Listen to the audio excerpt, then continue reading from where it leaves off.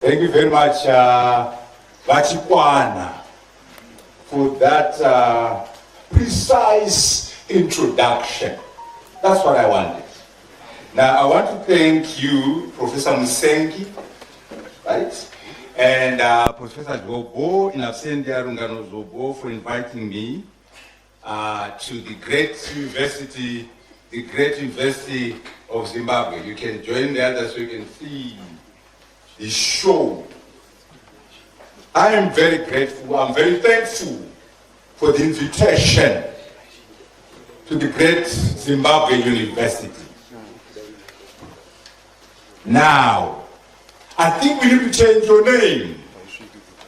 We need to change the name of this university to the greatest university of Zimbabwe. The greatest university of... Do you know why? Because number one, you have the guts of inviting Mutambara to speak to you. That's the reason why I'm upgrading you. And number two, you came in your numbers. Massive attendance. Massive attendance. I'm so grateful for you coming in these large numbers. I'm so grateful for you to have the guts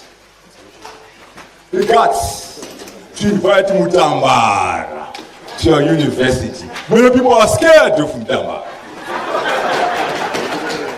So we are now, Professor Zobo in absentia. We are renaming the university to the greatest university of Zimbabwe. Now, our agenda today, our mandate is to discuss why and how Africa should embrace the AI revolution. That's our agenda today. Because we are saying we must understand what we mean by AI. What is artificial intelligence? But more importantly, why do we say AI revolution? In this public lecture, we seek to understand why we say the AI revolution. We are also saying Africa.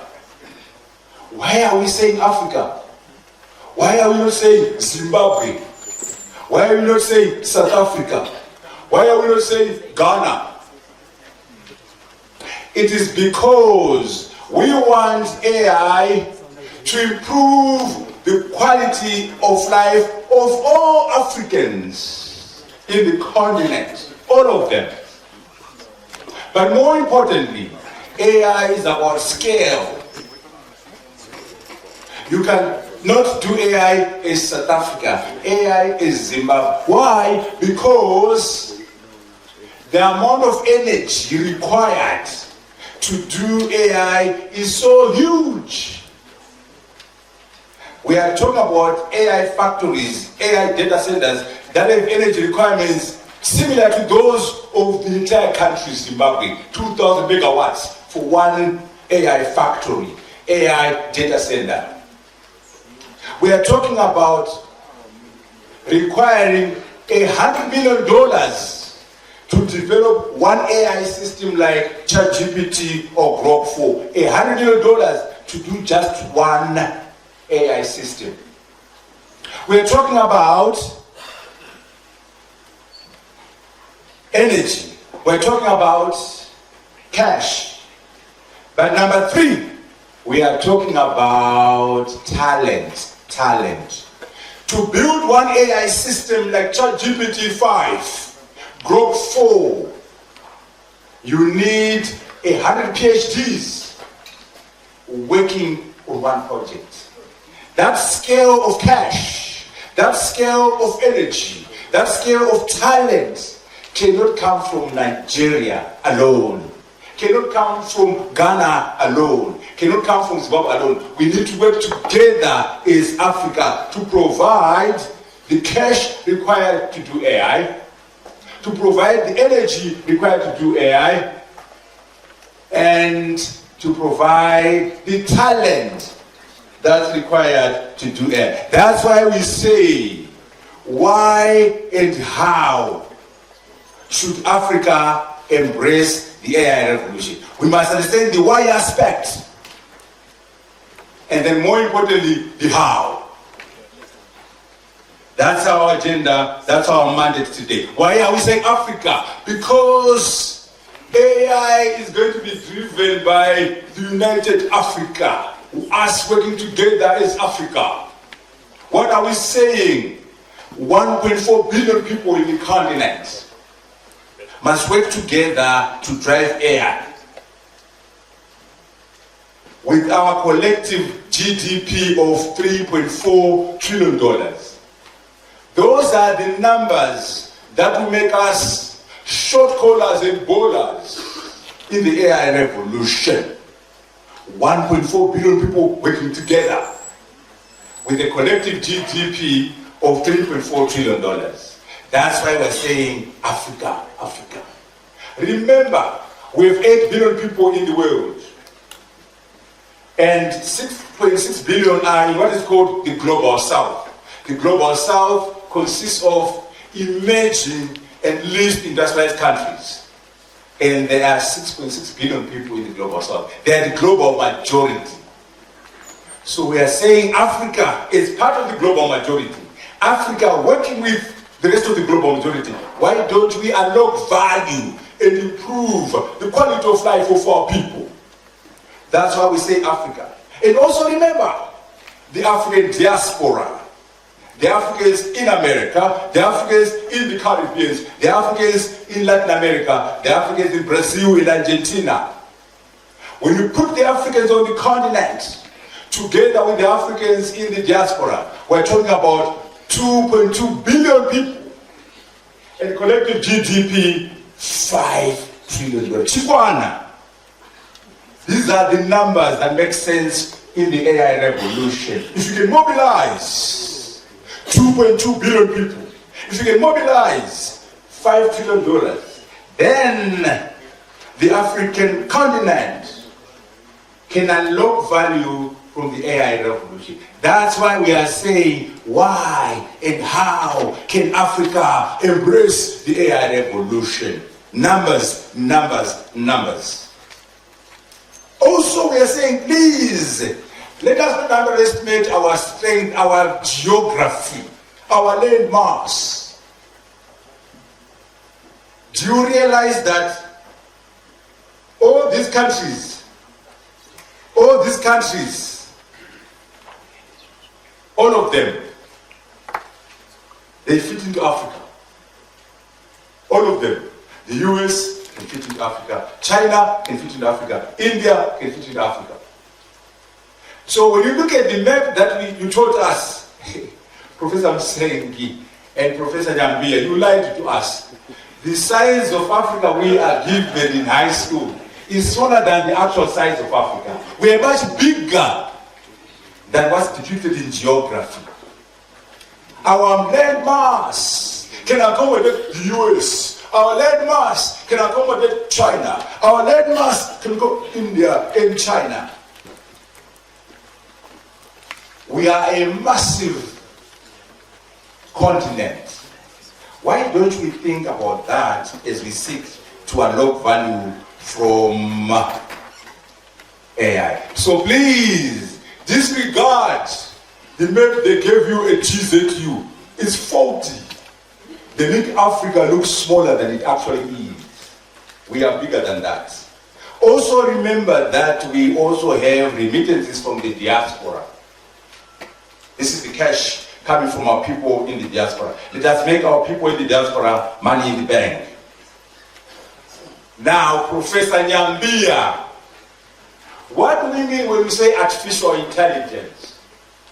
We are talking about the development, the deployment of computer systems, algorithms that have human-like intelligence, such as learning, such as problem solving, such as decision making. If you can have these things in an algorithm, in a computer system, In a machine, you have an AI system. That's all.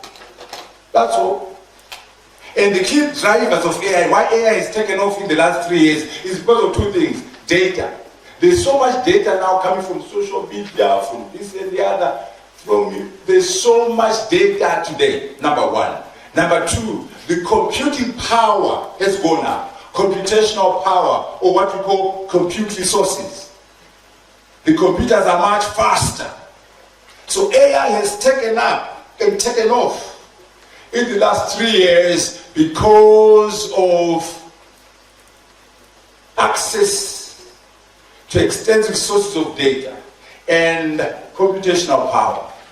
That's why AI is a big deal now in the year 2025. We were talking about AI in the 70s, in the 60s, in the 90s. But we didn't have enough data. We didn't have enough computational power. Now, we have computational power, we have the data, and we're doing AI. In terms of taxonomy, the classification of AI, we start with what's called single task AI. An AI that does one thing and does it well, but that's what it does. Then we have what's called agentic AI, where we are developing and building AI agents. It gets more complicated, autonomous, making decisions, pursuing goals. Then we move on to what's called generative AI. That's the biggest and the most important. That's what we're talking about in most industries. We're talking about an AI that creates new content or novel ideas. An AI that creates new images, new music, new text. This is the major driver of the revolution. ChatGPT, Grok 4, Meta AI, Copilot, they are all types of generative AI. New content and knowledge from an AI system. So, Dr. Nambia, as you study AI, please concentrate on generative AI. It is the big driver of this revolution. Of course, we now have what's called AGI, Artificial General Intelligence. Now, that's getting interesting now. What do we mean? Under AGI, we are talking about a computer system, a machine that will exhibit all the human cognitive capabilities in that machine. Reasoning, problem solving, creativity, and social skills in a machine. Everything that you do, chibana. We want the machine to be able to do it. When we succeed, it's going to be called AGI, Artificial General Intelligence. Work in progress, not yet done, but we're on our way to the promised land. We are on our way to AGI. I'm saying as Africans, as we seek to use AI to improve our quality of life, to benefit from AI, remember there are other frightening things that are happening in AI. There is another one which is more interesting, if not frightening. It's called superintelligence. Professor was saying, what we're saying now is, how about a computer system which surpasses human intelligence across all domains? Reasoning, problem solving, creativity, and social skills, outperforming the brightest person in every intellectual task. We are talking about an AI system that is smarter than Einstein in terms of IQ, smarter than Newton in terms of IQ, smarter than Elon Musk and Gates put together. Super intelligence. Leading to AI self-improvements and unpredictable outcomes. We are not there yet, but it's work in progress. You might say, why are they doing this?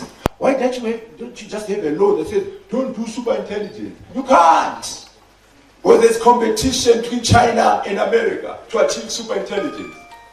Right now, America and China are kind of even.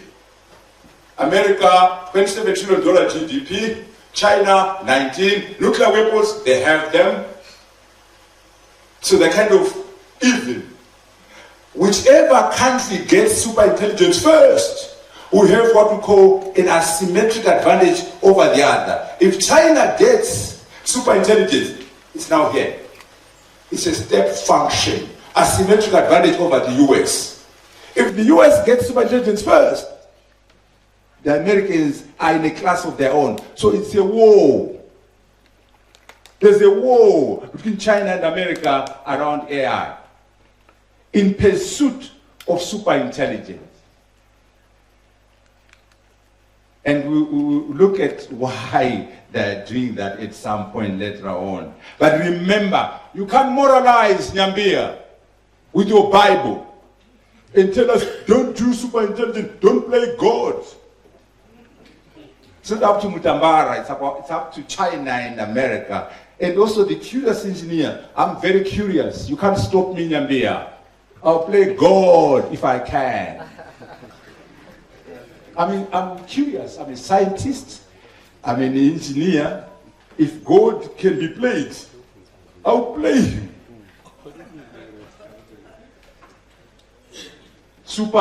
Not yet there. We are not there yet. But we are on our way to the promised land of superintelligence. You know, why is it interesting? You know, in technology, replication is trivial. Remember, when Ford was able to build the first car, to get 1,000 was trivial. First car was hard. Once he got the car, 1,000, 1,000,000 cars. The Wright brothers, the first plane was hard. Once you get the first plane, 1,000 planes, 1,000,000 planes. Now, professors, the students of the greatest university of Zimbabwe, once we get one super intelligent agent, getting 1,000, getting 1,000,000,000 is trivial. All we need is one super intelligent agent, then we get 1,000,000,000. Now you tell me, sister, how can human beings control 1,000,000,000 agents which are smarter than the smartest person in the world? I know this one here has a little dog at home and a cat. He controls the cat. He looks after the cat because he's smarter than the cat. This one is smarter than the dog. What happens when the AI system is smarter than you? Who's going to look after who? How can you look after someone who's smarter than you? I know you try sometimes, but in general, the smarter one looks after the not so smart. We don't know. There's so many unknowns when we get to super intelligence. But we are concentrating on applications in Africa, but you must know these things are out there. You might say, I will never get there. We now have a new examination. I know you love exams, right? At university, right? You like grade 7 exams, Form 2 exams, Form 4 exams, Form 6 exams, first year. You love exams, you Zimbabweans. And your professors. Now, Professor Musengi and Dr. Nyambia, we have a new examination in town. It's called Humanities Last Exam. The most difficult, the hardest exam ever. Guess what? What do? We take PhD level questions in every field. In sociology, in psychology, in physics, in chemistry, in engineering, in vet science, in medicine, in Shona, in Ndebele, and put them in the machine. PhD level questions. And then for the answers, we go to experts in 1,000 subjects and we put the answers into the machine. Humanities last examination. Your top professor here at GZU is getting 2% on this exam. 3%. Your smartest professor at MIT, 2%. Harvard, 3%. You know why? You can be a professor of physics, okay? The top professor of physics at Harvard, at Oxford, Cambridge. You answer all the physics questions. It gets 0 in sociology, 0 in chemistry, 0 in Shona, 0 in law, 0 in vet science. Because you can't answer PhD level questions when you are a physicist in the other area. So you get your little marks from physics and zeros everywhere. That's why your top professor from MIT is getting 3%. And the smartest person in the world will get a person who's got an IQ of 276. They're getting 5%. In other words, we are saying, if we look at humanity's last examination, the human being is ranging between 3 and 5%. Our smartest people, Elon Musk, Gates, whoever those fools are, they are only getting 3 to 5%. Guess what? Where are the machines? Chikwana. The machines are getting 44%.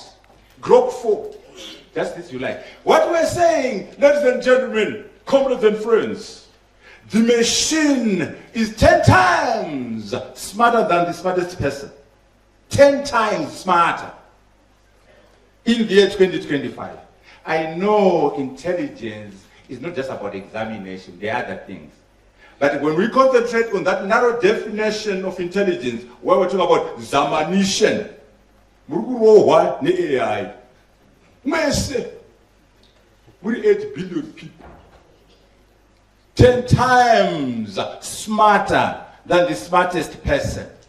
What are we saying? This is year 2025. What happens in 2035 after 10 years of these things?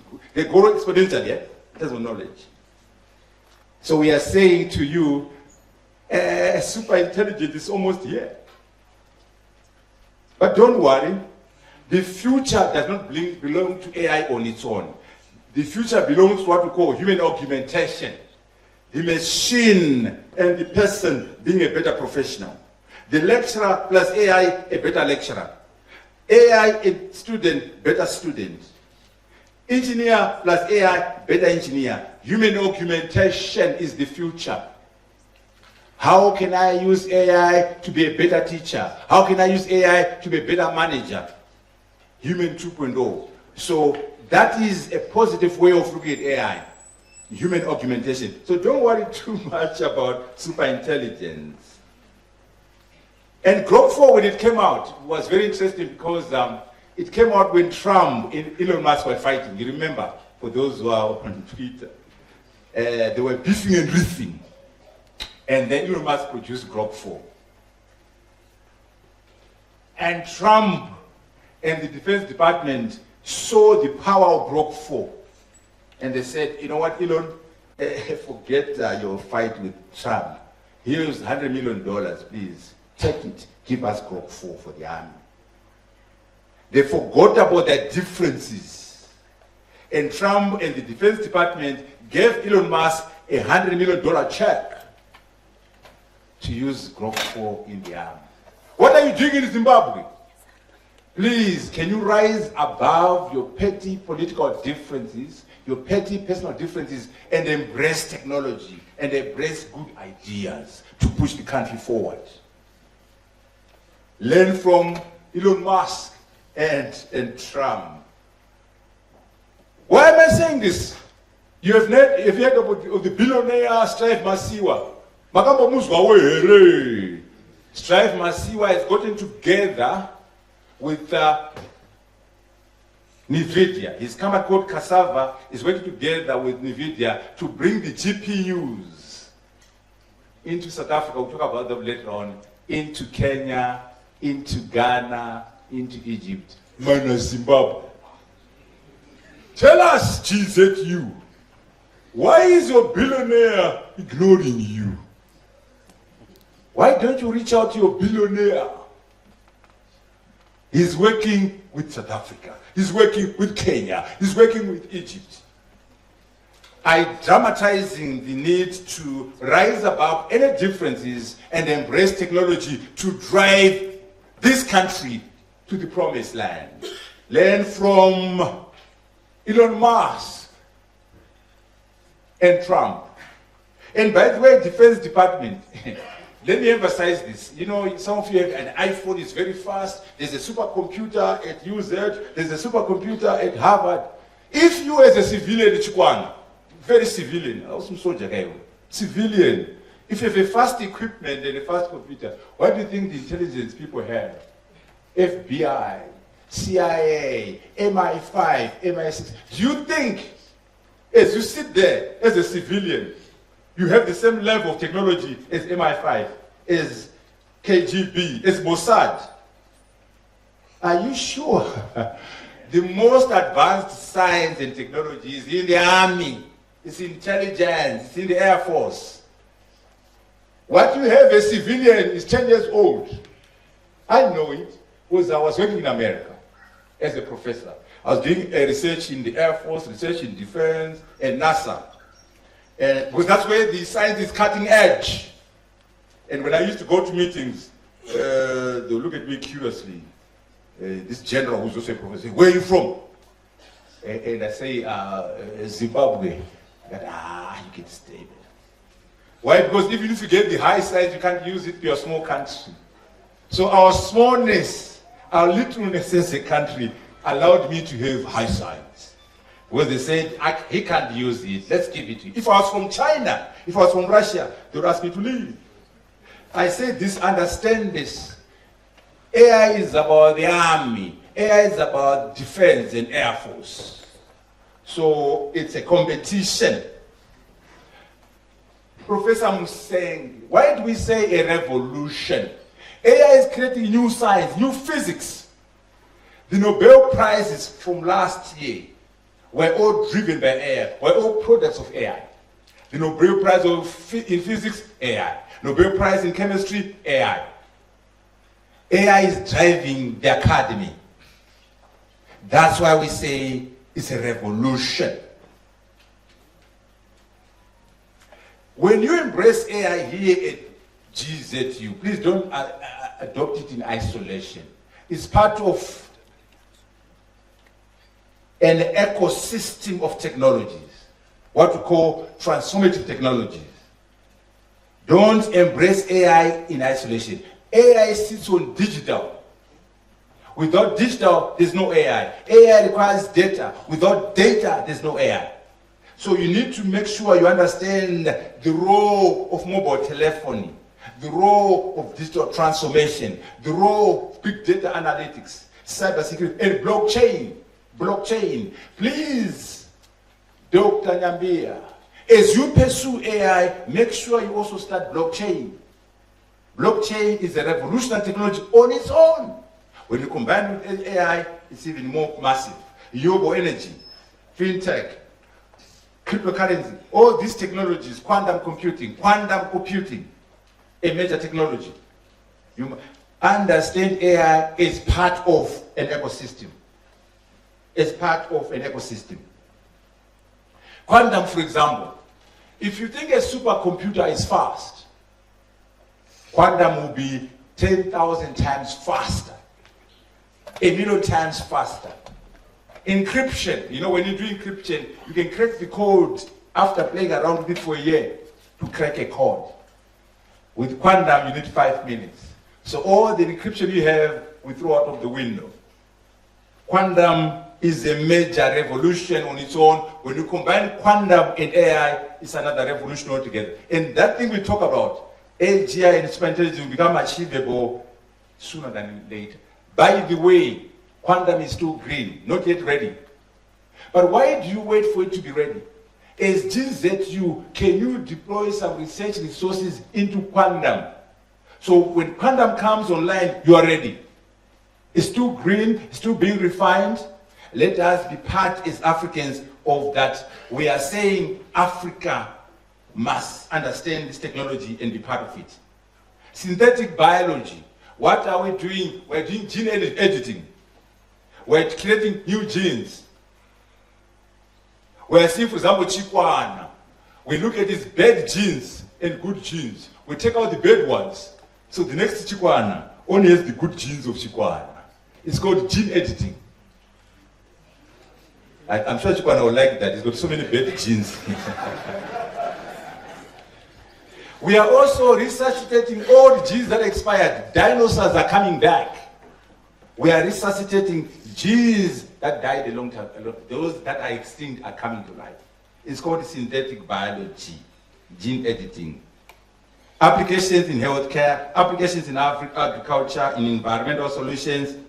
When you combine AI plus synthetic biology, it's a new wave. We cannot predict the future. Many unknown unknowns. There's a book for you to read, The Coming Wave, which talks about this revolution. Blockchain, blockchain, blockchain. A decentralized, immutable digital ledger that securely records transactions across a network of computers. This, on its own, it's a revolution. Let us understand blockchain in Africa and use blockchain plus AI. Cryptocurrency. This one is revolutionary. You know, when we are successful with this one, we're going to have what is called decentralized finance. There will be no need for a central bank. Tell the governor, your job is numbered. In the future, we won't need the central bank governor. Hey, Basarori Chapera. Takakata end up cryptocurrency. Think it up, you know, the decentralized finance. There will be no need in Zimbabwe, in South Africa, for a central bank governor. You know, I must emphasize that this revolution has challenges. There's what we call the dark side of AI. The algorithms are biased. There's issues of data security, job displacement, ethical misuse, where you have AI in the hands of bad actors. Cybercrime, hallucinations, where AI gives you the wrong answers. So use with care. We also worry that AI is going to create a gap between the haves and the have-nots. The poor will become poorer and the rich richer. There's a danger of data colonialism. There's a danger of digital imperialism. You are on Facebook. You are on Twitter. You are on WhatsApp. You're using Microsoft. Who owns that data? They own it. They can use that data, monetize you without giving you a cent. They can weaponize data against you. So there's a danger of AI colonialism, AI imperialism. There's a danger of techno-feudalism. What do we mean by that? Techno-feudalism.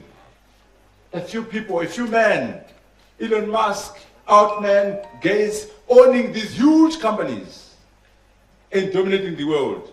And they're also controlling politicians. It's called techno-feudalism. There's a danger of that.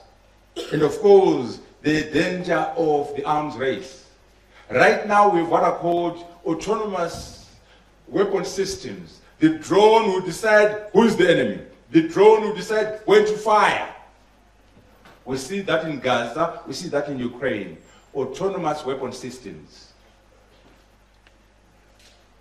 In the future, you are going to have what is called battlefield singularity. Battlefield singularity. When it occurs, it means the human being becomes a problem. If a human being is involved in your army, you lose the war, you lose the battle. Because the human being will make the system inefficient.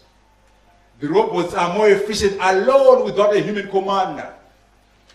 It's called battlefield singularity. We're not there yet. But when it occurs, an army that is sentimental, an army that says, I must have a human being in the loop, will lose the war, will lose the battle. Battlefield singularity. It gets worse. Right now, you know, nuclear weapons. Who's controlling nuclear weapons? Donald Trump has a finger on the button. Keir Starmer has a finger on the nuclear button. Xi Jinping a finger on the button. And Putin a finger on the button. In the future, the robot will have his finger on the nuclear bomb. So the robot will decide whether to use a nuke or not. They are called autonomous nuclear weapon systems. Why are they doing it? Because they can't cooperate, they're competing. You know, the Europeans and the Americans, they've said, we'll never allow autonomous nuclear weapons. We're always going to have a person in the loop. And the Chinese and the Russians are smiling. Hey, go ahead and agree. We are going to do it. Why would the Chinese and the Russians listen to what America has to say on anything? Geopolitical contestation is leading to these problems of an AI-driven arms race. Please, GZU, please, Africa, use the AI systems. But remember, they are not neutral. They carry the values and interests of the creators of those systems, the values and interests of the owners of the data. And this came out very clearly when the book called Genesis was launched. Genesis was written by Kissinger and Eric and Craig. Eric and Craig are high-tech guys. Kissinger was an expert in geopolitics. They did a book called Genesis, which was published after Kissinger had died. That's the book, you must read it. It was launched by Walter Isaacson, a top professor. And this is what Walter said when he launched it. This is Walter Isaacson, a professor. We must make sure these AI systems reflect our American values. We must make sure these AI systems reflect our Western interests and values, not those of the Chinese. Professor, I'm saying, the AI you are using is built by people who have these views. Use it, but know that these people are not neutral. They have an agenda. We must make sure that these AI systems reflect our American values, our Western values, and not those of the Chinese. Chukwana, wapawa. And they don't mention you, Africans, because you're doing nothing. You produce no AI systems. So the Americans are not even worried about you, so they don't put you in. They're not Africans. Because Africans are nothing. They're sitting pretty without doing anything. We must be creators of AI systems for us to be consequential. What about our Chinese? I know you love the Chinese.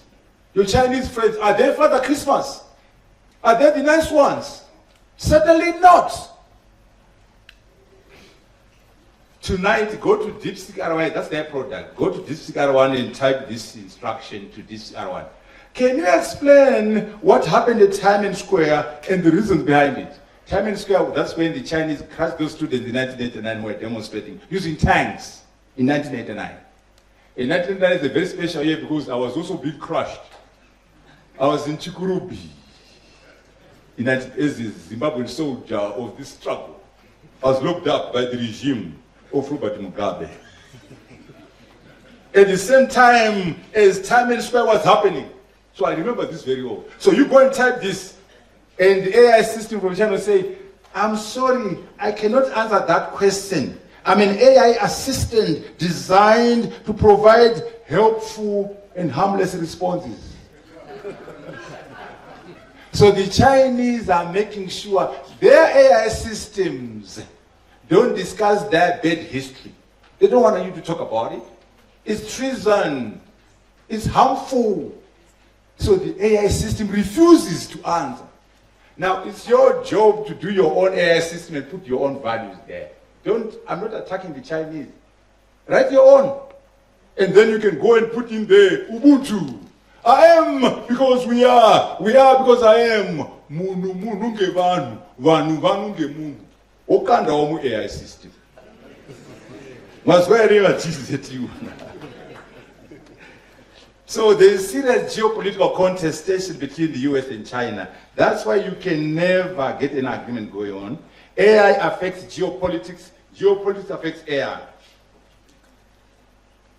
Listen to the Commerce Secretary in America. We don't sell them our best stuff. Not our second best. Not even our third best. That's the US Commerce Secretary talking about the Chinese. And the Chinese react by buying less of NVIDIA's chips. It's a war in the AI revolution. I'm trying to make sure you understand the content of the revolution. I want you to understand what AI means. I want you to understand the dark side of AI, the dangers of AI. But also, I want you to understand that AI is affecting every sector. Agriculture, mining, healthcare, everything is affected. Think about electricity. How electricity is ubiquitous. Electricity affects every part of our life.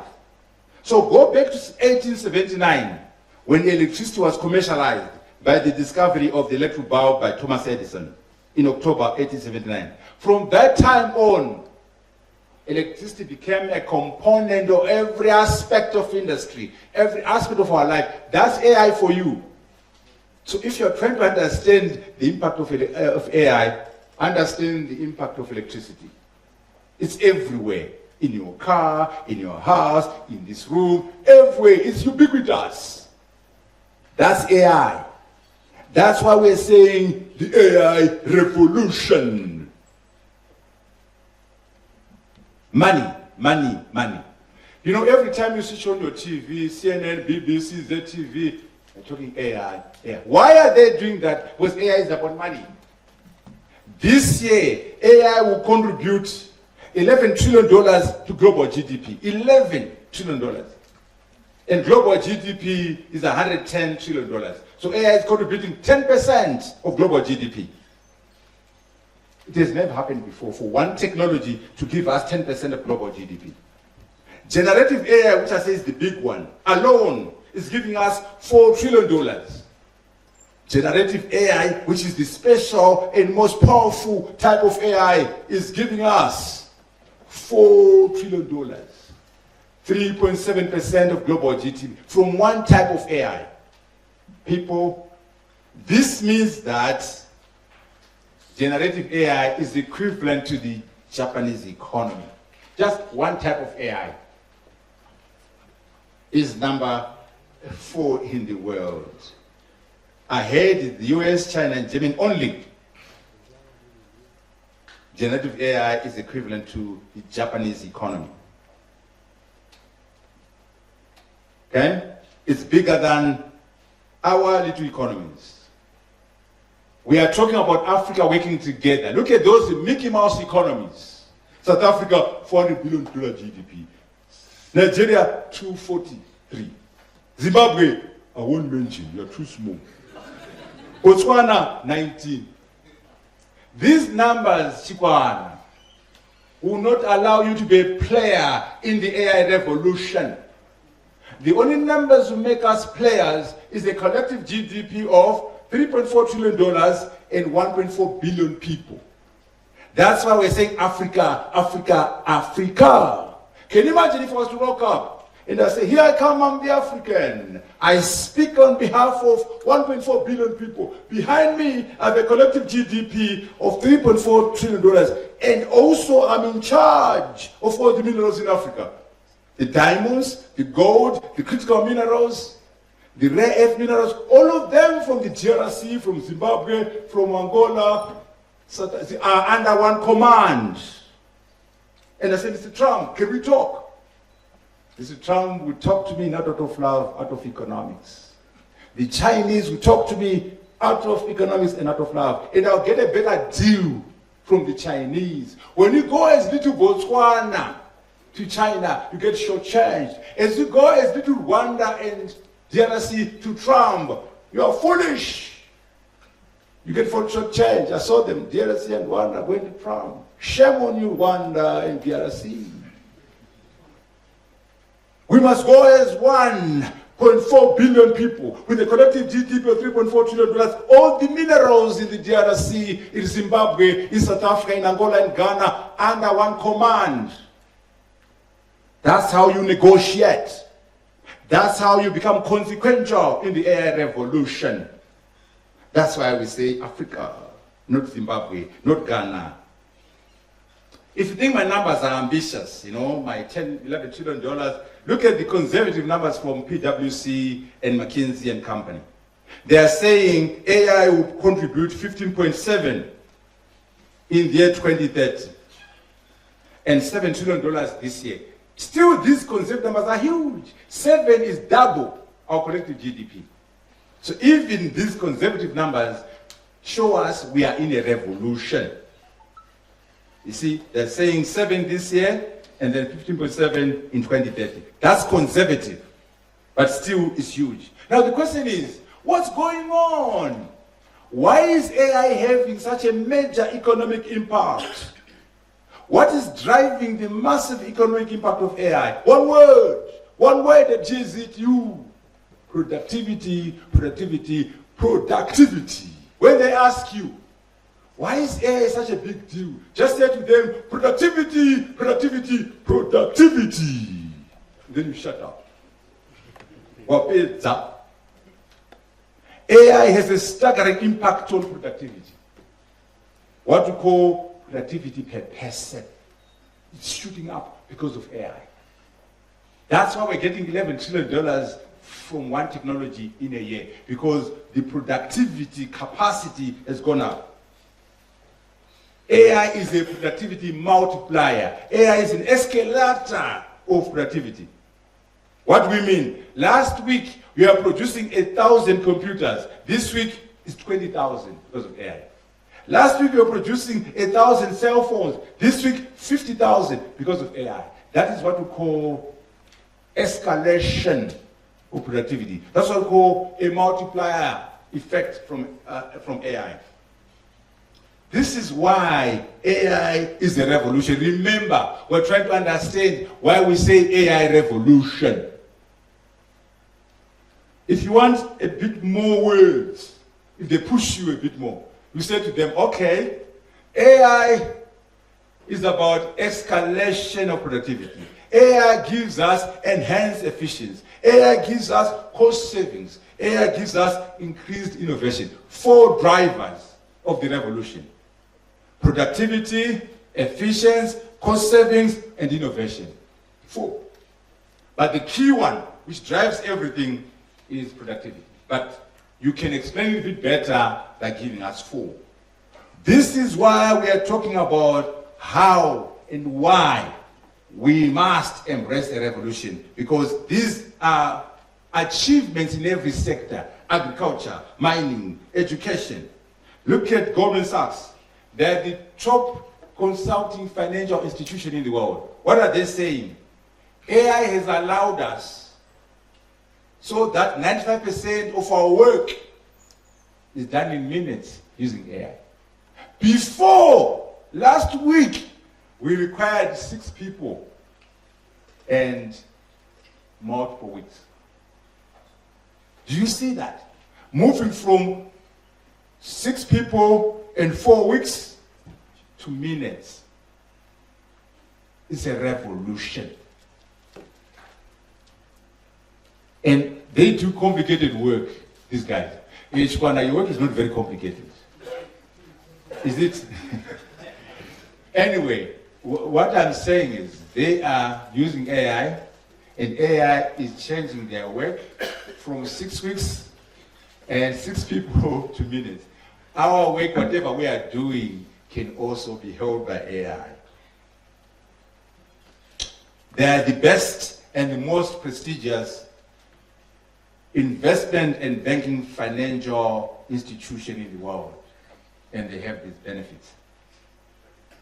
Now, lest you are under any illusion, AI does not operate on air.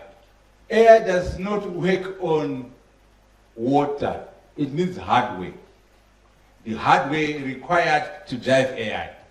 The chips that are required to drive AI. When you say, I'm using the stuff on cloud, the cloud means the storage is elsewhere, Amazon or somebody else. So when we have ChatGPT, Grok 4, and Meta, always remember those systems are running on hardware sitting in Silicon Valley, being trained by chips and hardware. That area is dominated by TSMC from Taiwan and NVIDIA. TSMC does the fabrication, and the design and the programming is done by NVIDIA, in particular for AI. Now, these guys, NVIDIA, crossed the $4 trillion mark in July. They're now the biggest company from last year in the world. Bigger than Microsoft, bigger than Apple. They crossed the $4 trillion mark. Today, I checked before I came to the meeting. The market cap is $4.5 trillion. One company that does only hardware, only, nothing else. I'm saying the African, if we are going to benefit from AI, number one, we must use AI. Number two, we must create our own AI systems. But more importantly, why don't we play in this space and have a piece of this pie? Why? Because these hardware chips require critical minerals. They require rare earth minerals, which are in Zimbabwe, which are in the DRC, which are in South Africa, which are in Africa. Why don't we as Africa leverage our minerals to be players in the hardware that drives AI, so we can get a piece of this pie? Why do we care? It's a huge pie. This company, this little company that does hardware alone, nothing else, is the fourth in terms of size after the US, China, and Germany. Only 3 countries are bigger than this company. Only 3 countries. The US, China, and Germany. Everybody else, Japan, the UK, Russia, are smaller than the company that does that. We are saying, Yambia, we want a piece of that pie. You can talk AI unless you are also playing in the space of hardware. Because it's cash, and more cash. And this hardware requires our minerals from the DRC, from Zimbabwe, from South Africa, from Ghana. Why don't we as Africans leverage our minerals to get a piece of that pie? The pie is big. You thought mining was a big player. Look at Rio Tinto. This is in $1 billion now. Look at Rio Tinto. Look at BHP. They're like little boys and little girls when you compare them to NVIDIA. Mining is nothing. AI is the economy is AI. AI is the economy is AI. You can see it there. Forget mining. Mickey Mouse Industries.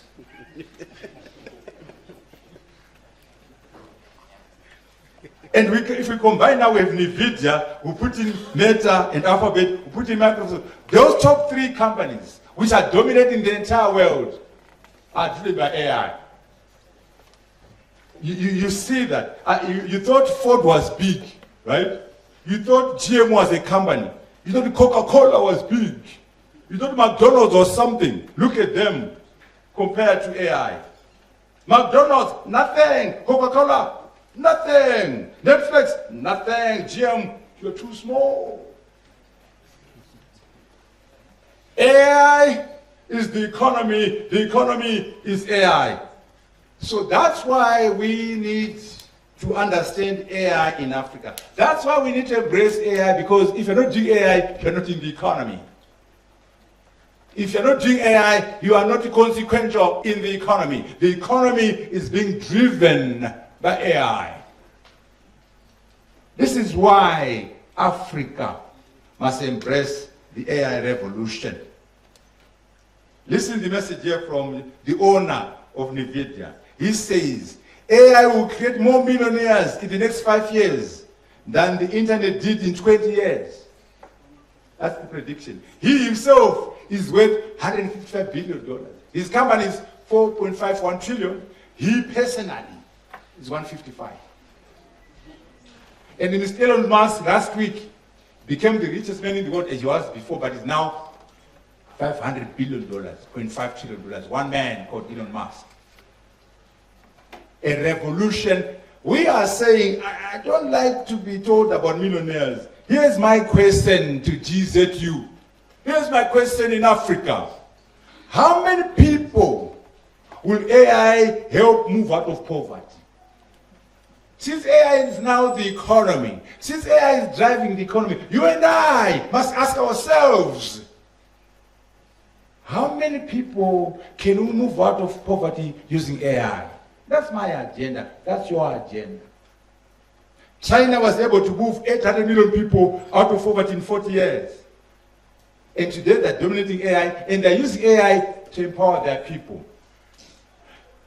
The reason why we're having this public lecture, we are saying, can Africa use AI to move people out of poverty? We have understood it's a revolution. We have understood we must embrace it. The question is, how are we going to do it? To move people out of poverty. Jobs, I know you wonder about your jobs, aren't you? Jobs and more jobs. Here is the comforting news. AI won't replace banking and finance employees or employees at GZU, but banking and finance employees who use AI will be replaced by those who don't. You like that, right? So, I'm going to use AI, then you'll be safe. Hey, not really. So this is a reasonable phrasing in the financial sector, but not very correct. It's also been repeated by my friend Jensen. You are not going to lose your jobs to AI, but rather to someone who uses AI. Don't believe the hype. It's nice, but not very correct. It depends on what you're doing. Some jobs are going to die. So we are saying, really, not really. It's like saying this. When the tractor came through, you're talking to the horse. You won't lose your job to a tractor, but to a horse who learns how to drive a tractor. How many horses learned how to drive a tractor? So please, Chikwana, don't tell me little lies. Don't try to please me by saying these nice things to me. It's a revolution and some jobs are going to die. So the horse who survived was the horse who became a racing horse. The horse who became... There's no horse who learned how to drive a tractor. So if you are saying this to yourself, you won't lose your job to a tractor, but to a horse who learns how to drive a tractor, you are kind of telling yourself sweet little lies. Some jobs are going to disappear. Okay? But the good question is, AI will make me 10 times better. That's a better message for yourself. And AI might cost you a job, but don't say AI will take my job and then start crying. Say to yourself, AI will make me 10 times better at my job. So, we are saying in terms of jobs at GZU, there is going to be job destruction. Some jobs are going to die. Please understand that. It's called job displacement. It's going to happen. That's bad news. But get over it. Good news. Most of our jobs are not going to die. They'll be modified. Job modification. That's most of our jobs. Even better news, AI will create new jobs. So always remember when that conversation about AI and jobs come up, that there will be job destruction. Number one, good news, most jobs won't die, they'll be modified. But more importantly, even better news, there will be a creation of new jobs. Your job at GZU in Africa is to reskill the job losers and reskilling and prepared for the modified jobs. But more importantly, skills and capabilities and competencies to take advantage of the new jobs and continuous education and reskilling. Dr. Nyambia, here's the equation that you must always respect. I know you're a chemist, but I'm sure you understand the equations as well. We are saying the new jobs plus the modified jobs must be much, much more than the destroyed jobs. If that happens, we are happy. There will be more jobs in Africa if we achieve this. But it's not guaranteed. We must work on it to make sure our new jobs plus our modified jobs are much more than the destroyed jobs.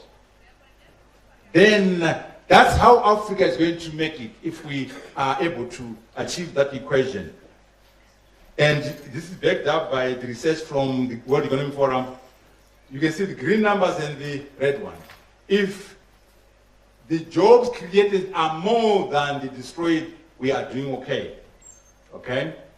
What are the new jobs? Data scientists, machine learning engineers, data engineers, AI domain experts in agriculture, experts in education, experts in healthcare, AI ethics, AI policy experts, AI prompt engineers. AI project manager, meta software engineer, smart contract lawyer. Let's read that one. I know there are so many law schools here. There's a law school here at MSU and UZ. A smart contract lawyer, let's describe it. A specialist lawyer who can ensure that an agreement made in the metaverse is encoded in the blockchain layer used to transact it. Your professors at the law school, the Herbert Chitepo Law School, do they know about the metaverse? Do they know blockchain? At UZ, my friend Gwisai and Maduku, do they understand metaverse? Do they understand blockchain? No. So in other words, don't assume that you're ready for the new jobs. We need new teachers, new professors. We need to fire all these ones. And get professors who understand the metaverse, professors who understand blockchain. A meta software engineer, a prompt engineer. We look at the professors at NAST, professors at UZ, my alma mater. Can they produce a meta software engineer? Can they produce a prompt engineer? What we are saying is we need to revisit our curriculum and revisit our teachers to empower them so they can be with the program. You students, please, here's the message unfortunately for you. Please, we're saying to you, don't show me your certificate. Show me what you can do. Don't tell me I have a BSc from GZU. I have a PhD from Harvard. I have an MBA from NAST. I could care less. Show me what you can do.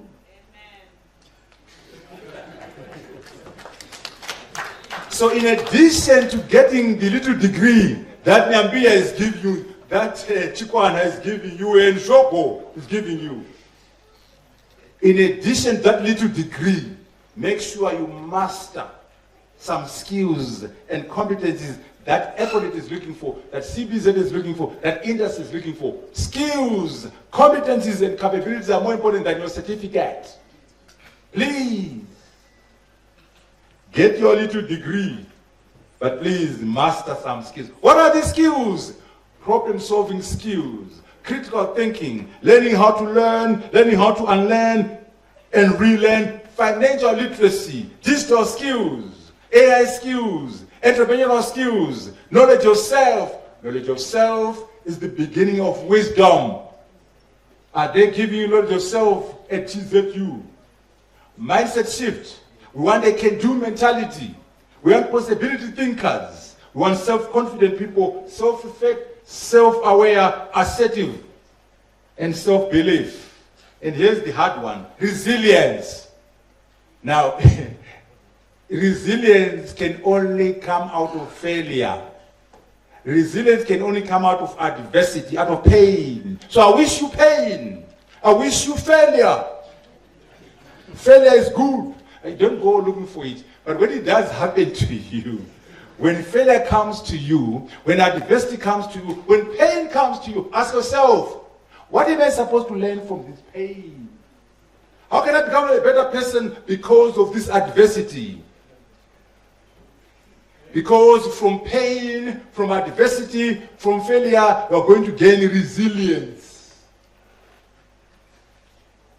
So please, Professor Shobo, you must make sure that here at GZU, we have knowledge of self. We have self-awareness among the students. We have self-belief. We have resilience. But more importantly, here is the message to GZU. The curriculum must be changed. For every student at GZU, you must take financial literacy as a mandatory subject. You must take entrepreneurship as a mandatory subject. Digital skills as mandatory. AI skills as mandatory. I could care less whether you're studying vet science, engineering, sociology, Shona, Debele, law. You must have entrepreneurship, financial literacy, digital skills, and AI skills as mandatory subjects in preparation. This is how Africa can embrace the AI revolution. And in any case, the skills are dying. It's called the half-life of skills. It's now less than 2 years. What does it mean? Your PhD from Harvard, your master's from GZU, the knowledge, half of it will disappear in 2 years. In 2 years, your skills and knowledge becomes obsolete. Mapaswa, Professor Musengi makaita rini PhD. Zvakasobuda musoro kudhara. Here's an illustration. Let's assume that you are a PhD from MIT in the year 2000. MIT is the top engineering school in the world. We'll put you in a room and say, come out, PhD from MIT. Can you Google?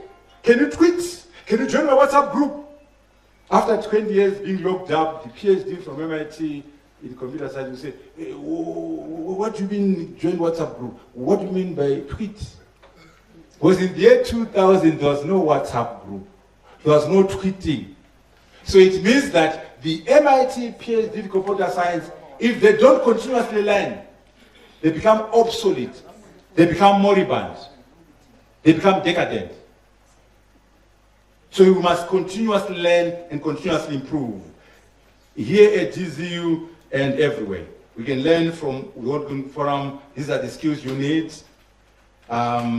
We can share this later. We are now pushing employability as opposed to long-term employment. We are pushing entrepreneurship. A great Zimbabwe university must measure how employable are your graduates and how many of them are entrepreneurs who can create companies. That's what is important now. And we can see for the financial sector, I know you have the business school is here. We are moving to fintech. We're moving from fintech. We're moving to the digital bank. So here are your jobs which are going to be destroyed in the financial sector. Here are the jobs which are transformed in the financial sector. Here are your jobs that are created for your banking sector. You as the leaders of business must understand it. Destroyed jobs, modified and created in the financial sector. How do we embrace this? We need to organize ourselves. We must deploy AI, we must create AI systems, we must play in the hardware, we must increase our circle of control. However, we must not put the cart before the horse, please. Foundational matters, awareness about AI, basic infrastructure, energy, digital infrastructure, connectivity, internet connectivity, compute resources, data, financial resources, talent. You can't do AI without these things. Let's fix this in Africa. You need AI governance and regulations, AI ecosystem, organizational preparedness. We need all these things as we prepare for AI. Energy is a major issue. Why don't we learn from the Chinese? Look at the Chinese, how they're creating energy. In Zimbabwe, we have a deficit. In South Africa, a deficit. That's why we're doing load shedding. Vachikwana, make up your mind. Do you love load shedding or do you love AI? You can't have both. Choose. If you love load shedding and you keep load shedding, you can't do AI with load shedding. We must close the gap in Zimbabwe, close the gap in South Africa, close the gap in Zambia if we're going to do AI. These AI systems require so much energy. If we take all the data centers in the world and make them a country, in 2030, their energy requirements will only be number 4 after China, the US, and India. AI is a big demander of energy. These data centers are energy hungry. AI is not it's not a super bullet.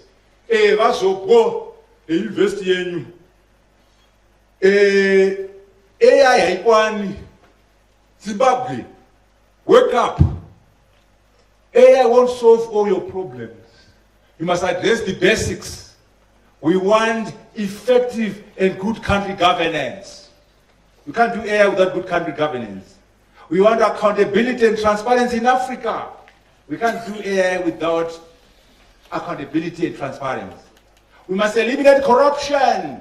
Make up your choice. Do you love corruption or do you love AI? You can't have both. You must eliminate corruption to embrace AI. We must deepen the democratic space. Free and fair elections are important. In Zimbabwe, in Malawi, in Africa. We must have a shared national vision, a shared economic strategy, a shared implementation matrix. We must do things, beneficiation and value addition. We are saying, please, Zimbabwe, please, Africa, you can't AI your way out of everything. AI is but one aspect.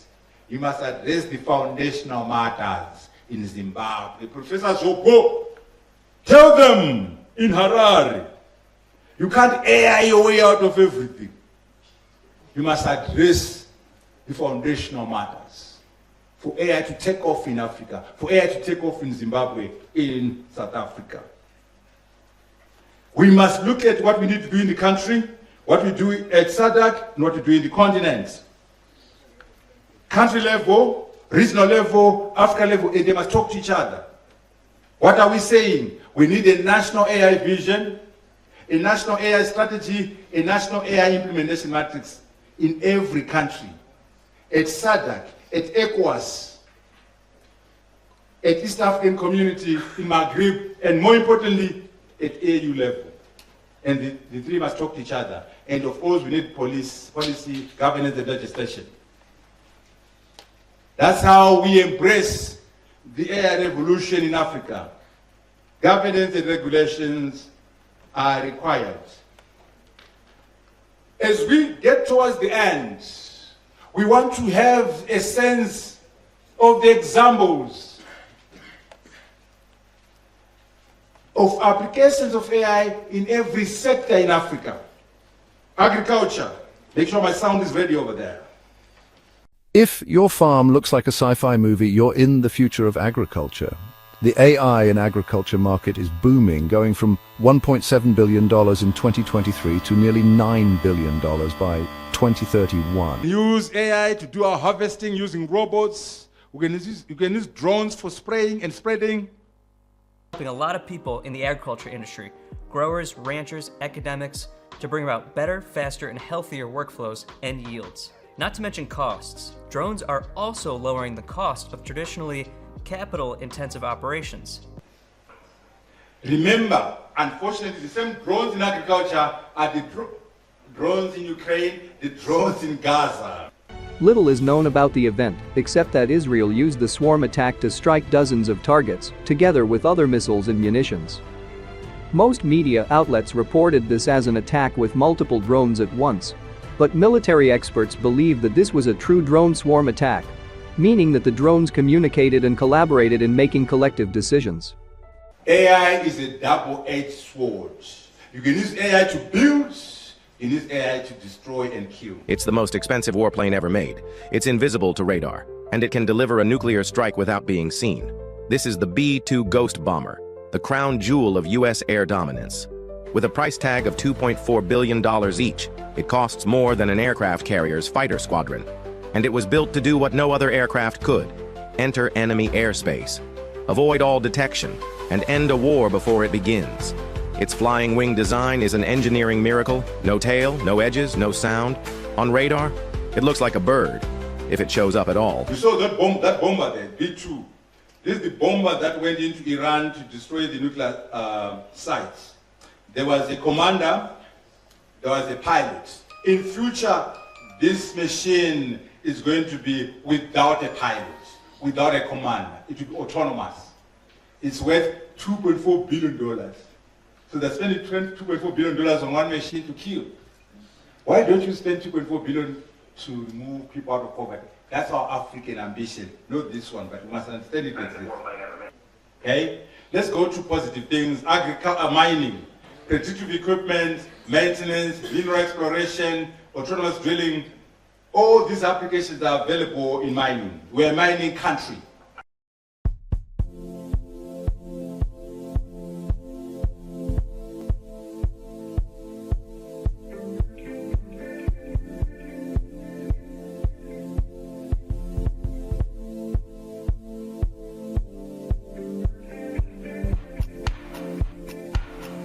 crushing optimization, stockpile planning and optimization, grinding circuit optimization, flotation optimization. That's mining for you. Infrastructure. Remember, Africa needs the infrastructure. We can use AI to drive that. Smart traffic management, predictive maintenance, automated construction, energy efficient, damage detection. And again, we learn from China. 157 kilometers of highway, 10 AI-powered machines, human supervisors watching from control rooms. China just achieved the world's first semi-autonomous paving operation, and the implications are massive. The machines made thousands of decisions independently, while humans monitored every move. The machines arrived at dawn on the Beijing-Hong Kong-Macau Expressway. 10 autonomous giants, each one equipped with artificial intelligence systems that would make most tech companies jealous. Okay, you can use the drones to build your bridges.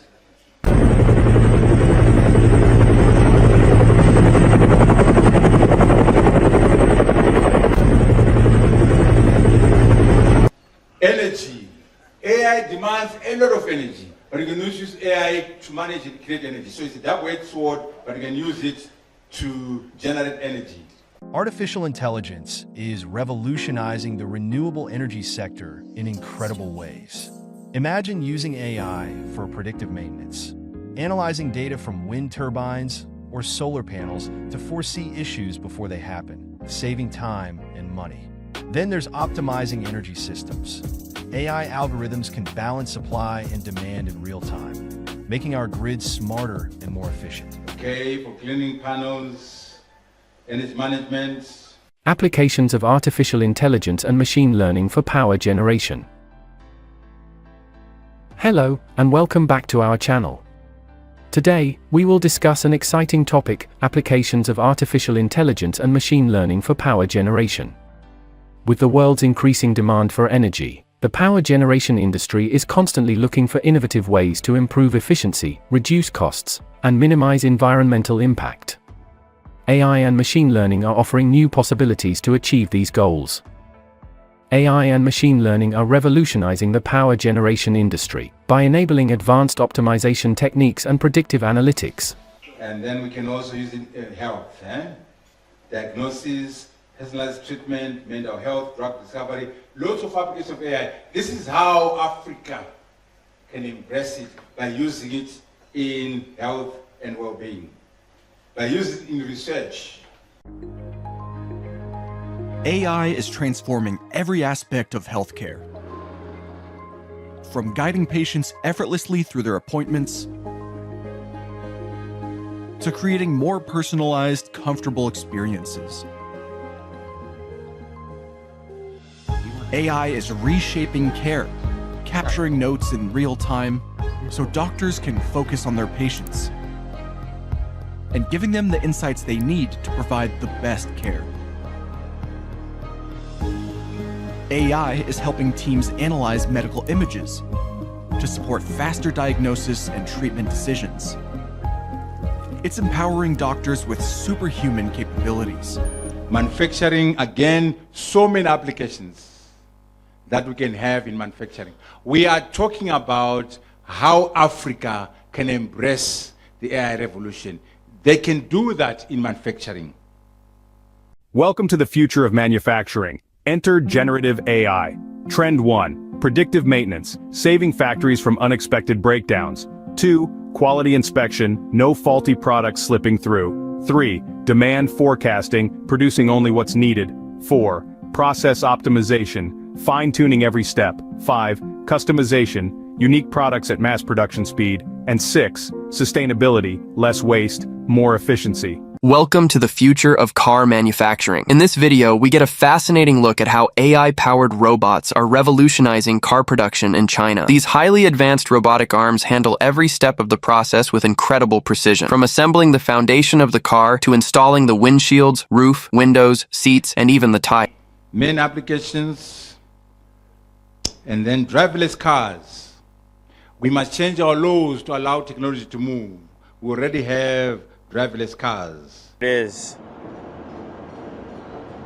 the Waymo driverless car. Wow.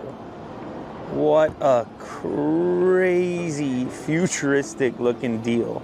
The idea of a large truck barreling down the highway, carrying a heavy load and without a driver's hands on the steering wheel may seem strange and even frightening to some. Well, in China, that is exactly what's now being tested. Along certain routes, driverless lorries are being allowed to operate under supervision. And when it comes to smaller delivery vans, they're already sharing the streets with human-controlled vehicles. Our China correspondent Stephen McDonnell reports. These trucks are driving on a public road without a human being behind the wheel. Driverless transport company Pony AI was given official permission to film a video showing just what its technology can do. Education. Professors and students. AI has a big impact on what's called personalized learning, automatic grading systems, virtual tutors, and predictive analytics. But in particular, the big driver is what we call personalization. For every teacher, for every professor, you're going to have a unique AI teaching assistant. You know, that is tailored to you as Musengi, to you as Nyambia. Knowing your strengths, knowing your weaknesses. We design a unique teaching assistant for you as Dr. Nyambia. For every student here, you're going to have a unique AI personal tutor who knows your strengths and who knows your weaknesses, and hence is able to amplify your performance. A unique AI personal tutor for every student. So for 40 teachers, we have 40 unique AI assistants. For 30 students, 30 unique AI personal tutors. If you have a professor of chemistry, 3 of them, each one with a different AI teaching assistant. Because one professor might be very strong in terms of organic chemistry and inorganic, and very poor in terms of physical chemistry. So the AI will compensate for that. Another teacher might be very strong on physical chemistry and weak on organic. So each of the 3 chemistry professors with a different and unique teaching assistant. It's called personalization. Hi and welcome to our channel. In this video we will talk about the use of artificial intelligence in education. As technology continues to advance, we are seeing more and more ways in which AI is being used to enhance the learning experience. In this video, we will explore some of the ways in which AI is being used in education, as well as the potential benefits and challenges of using AI in the classroom. One of the ways in which AI is being used in education is through personalized learning. With personalized learning, AI algorithms are used to analyze a student's performance and provide customized lesson plans and recommendations for what the student should study next. This can be especially useful for students who may be struggling in a particular subject, as the AI can identify the specific areas where the student needs the most help and provide targeted instruction. Okay? You have a sense of that. But we have a problem now, professors. There's a study at MIT that is saying those who are using a lot of ChatGPT are losing critical thinking. They're not learning anything. What do we do? And by the way, forget banning. You can't ban technology. You can't ban ChatGPT. Just ask yourself, how can I be effective when ChatGPT exists? Remember mathematics. When the calculator came through, I'm sure the math teacher was very upset. How can you have a machine? You know, but they became creative. They created a question, a math question, which required 2 pages of analysis until you get to the stage where you can use your calculator. They were able to change the teaching methods, to change the way they test, so that even with your calculator, you're going to think. That's why you can go into an O-level exam, mathematics, and get an F with your calculator. You go into an examination, an A-level maths exam with your calculator, and get a fat F. Because the maths has become sophisticated to ensure that it's not enough to have a calculator. You must understand your stuff. That's your charge, Nyambia. Allow them to use ChatGPT, but you become creative so that even if the student is deploying ChatGPT, Grok 4, in Meta, you are so sophisticated in the way you test so that they'll still learn. They'll still have critical thinking. Don't ban ChatGPT, become creative. So, Masamba Asiyana in the academy. But Professor Moto Tanga Kungwarangwara. It can't be business as usual. Here's my suggestion to you, for example. You give homework to your part 2 students, part 4 students. It could be a lab, could be an essay, could be whatever, and tell them, here is the question for your homework. But go and say, use ChatGPT, go use Grok 4, go use AI. But I want to see the questions you give the AI system. What you feed in there to get your answer. I want to look at it. And I'll grade that. They're called prompts. I want to see the prompts you give the AI system. And I will analyze and see whether they were thought through carefully. And I'll mark that out of 20. You see, you're being creative now. Because you're saying, here's the question, go and use AI, but when you bring them back, I want to see the prompts. The prompts are the things you give the AI system to give you the answer. I want to see that. Those who grade as those. Number 2, I want to see the answer you got the AI system. Give me the answer. And I'll put 40% on that, because that's the answer, right? Put 40% there. It's correct. Then, here's the kicker. I want you to criticize and critique that answer from AI. Tell me why it is faulty. Tell me its limitations. Now you can see that for you to do that, because AI is very good at, for you to provide a critique to the answer you get from an AI system, you got to use your brain to challenge the answer from AI. I want to see that critique. And then after that, I want you to improve the answer from the AI system. Yamia, do that, and you are happy at GZU. You know why? If you are very good at using AI and giving prompts, so your prompts are perfect, you get your 20.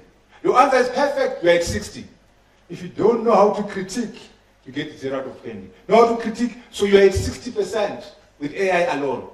So you won't get a first class, you won't get a upper second, you won't get a low, you get a third. So we are saying without critical thinking, you will never make it into a lower second. You never make it into a second class upper. You never make it into a first class. It's just one way that Professor Mutambara is telling you to teach. Maybe I should come and teach myself here. Anyway, it's just a suggestion. All I'm saying is, you can't teach business as usual, my brother business, because AI no come answer essay. But if you are saying, okay, go and use AI, but you zoka kuti wakaitaurire kuti ko AI yacho, wakaivhunza wakaipei zvekuti ndokuzviona. Number 2, zvakakubikira izvozvo as an answer, tipe tione. Then number 3, chiti criticize challenge AI iwewe. And then I want to see an improvement on the AI answer.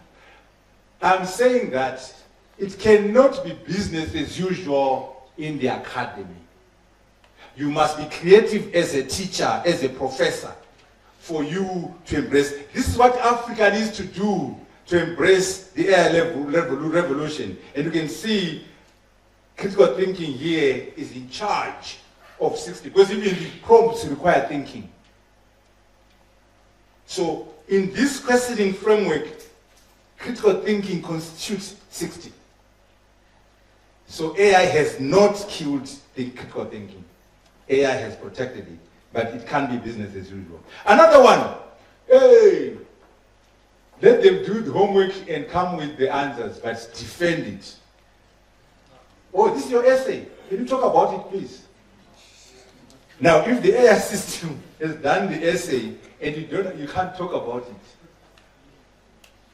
orally defending your outcome, orally defending your reports like we do with the masters, what we do with the PhD when we do our Viva, when we do our defending of the Viva. And now I always tell a story about my defense of the PhD at Oxford. It also is very brutal. When you go to defend, you dress up in a jacket and tie and you put on a motorboat, like you're graduating in a gown to defend your PhD. And two professors, one from Oxford and one from London or elsewhere, will sit there to discuss to do your Viva. And the question goes like, Mr. Emphasis on Mr. Because you're not doctor yet. Mr. Mutambara, what are you saying here which has never been said before? That's always the standard question for a PhD, because a PhD is about extending the frontiers of knowledge. And these guys asking you are the experts in the field, so you can't BS them. They know this stuff. What are you saying, Professor Mr. Mutambara, which has never been said before? You know, I was ready for that question because I knew it's coming. And they had a copy of my PhD, I have my own copy. I didn't open mine. I started singing. Number one, I'm talking about my contribution to knowledge. When I got to 4, this other guy was over. Off the cuff like that was over, and I knew I got my PhD in the first 20 seconds. Why? Because I'm a political gangster. I know how to present.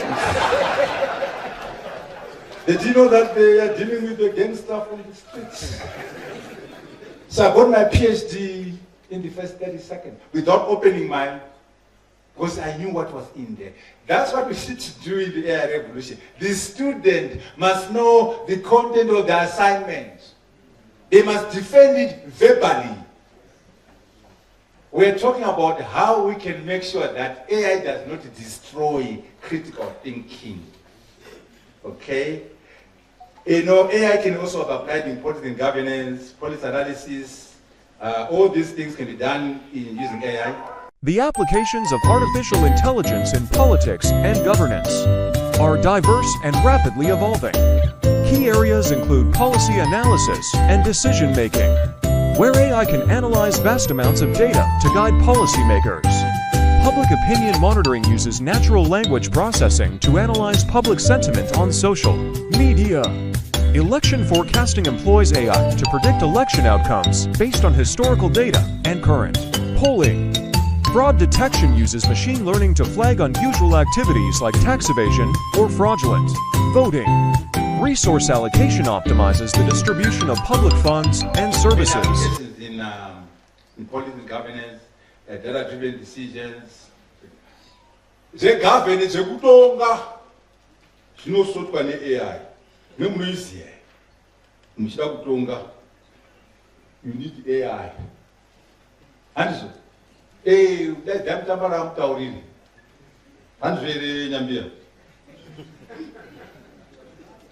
financial sector, many applications. Fraud detection, customer service, many applications from AI. Step into the future with generative AI in banking. 1. Personalized banking experiences. Think chatbots predicting your next purchase. 2. Fraud detection. Imagine AI spotting irregularities before you do. 3. Credit scoring. AI assessing your financial habits. 4. Algorithmic trading. AI making stock market predictions. 5. Risk management. AI analyzing market trends. 6. Customer service. AI solving your queries instantly. Tourism and hospitality, many applications there. No sector, maybe that's what I should simply say. There's no sector which is not touched by AI. Every sector you can think of, their applications. That's how we can embrace it in Africa. Every sector is affected by AI. Every sector. As AI technology advances, it's making significant strides in reshaping the hospitality and tourism industries. Experts predict that AI will enhance guest experiences through personalized services, streamline operations, and improve customer satisfaction. AI-driven chatbots and virtual assistants are already transforming guest interactions, offering 24/7 support and personalized recommendations efficiently. To thrive in this evolving landscape, professionals must embrace AI skills like data analysis and customer relationship management, ensuring they can adapt to new technological paradigms. Industry experts, like Jane Doe from Tech Innovations Inc., suggest that investing in continuous learning and digital proficiency will be key to staying competitive in this AI-enhanced job market. As we conclude, Dr. Nyambia, embracing AI revolution demands a writing culture. Please, professors, please, students, Africans must contribute to AI thought leadership. This is how we embrace the AI revolution as Africans. We must write. We must be leaders in thought leadership. We must be contributing to the thinking and the directional avenues of AI. That's what we are trying to do. All the things I talked about in here are in the book, AI, a Driver of Inclusive Development and Shared Prosperity for the Global South. Some of the book ideas are in there. We must write. In that book, we learn from 10 case studies. I have Zimbabwe, my favorite country, South Africa, Rwanda, Kenya, and Mauritius. Then I have China, India, Malaysia, Singapore, and UAE as case studies. I look at 11 key economic sectors. I look at extensive use cases in there. We are saying the African must be participating in thought leadership. For example, we can learn a lot from UAE. UAE has a Minister of AI. The first one in the world, Minister of AI. Most of you in these countries have AI sitting in ICT. Aiwa, AI, Akaska Musuku ICT, AI Chipapa on their own. You must say the minister goes to cabinet to talk and sniff AI and report to the president. That's all they should do. Now in the world we have about 4 to 5 countries now copying UAE. The Arabs are doing very well, and Rwanda has done very well in terms of thought leadership. We are talking about how Africa can embrace AI. Let us learn from each other. Learn from Kenya, learn from Rwanda. South Africa is behind. They're a big economy, but in thought leadership, Rwanda is number 1, followed by Kenya.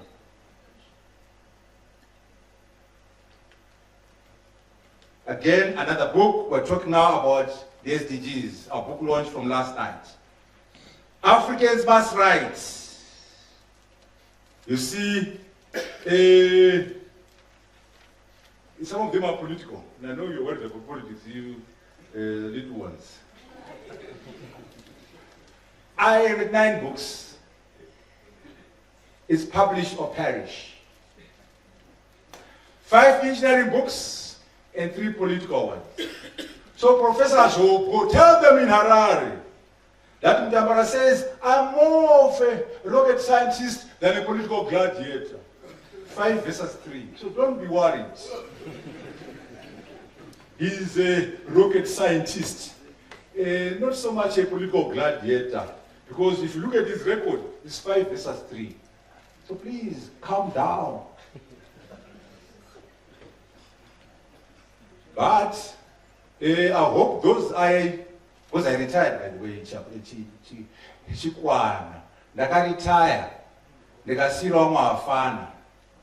I hope varikugona.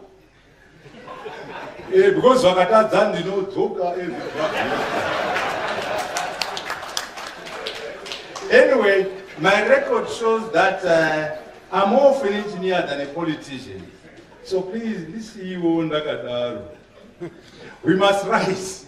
It is publish or perish. The AI revolution requires thought leaders. We must write. It is publish or perish. We need both a writing culture and a reading culture. Hey, there are good books there to read. The Coming Wave, we spoke about that. Genesis, we introduced. Then The Chip War is another book. Harari is an interesting book. Nexus. Ray Kezo is very good, this guy, predicting technology. this thing about singularity, he predicted it and all that. He is a good writer and a predictor of technology. The NVIDIA way, the biggest company in the world, if you want to understand them, and him, Jensen himself, how do they think, these people? And there are people who are worried about AI. Rachel Adams is one of them. He feels that it's a new empire of AI. So you must read that and understand that. What are we saying? For us to understand why embrace the AI revolution and how we must have agency. We must make AI work for us. We must use AI as part of an ecosystem of technologies. We must use AI to solve our political and economic problems.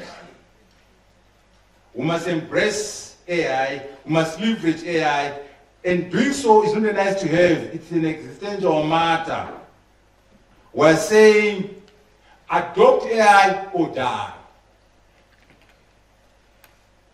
This embracing of AI will rise or fall on leadership, political leadership, economic leadership, business leadership, civic society leadership, academic leadership, leadership in building things, leadership in adopting and creating AI. This is how we can do it in Africa. We need political leadership. We need academic leadership. Embracing AI in Africa is not a nice to have. It is an existential matter. Adopt AI or die. That's our message to Zimbabwe. That's our message to Africa. I've tried today to discuss the why and the how in terms of Africa embracing the AI revolution.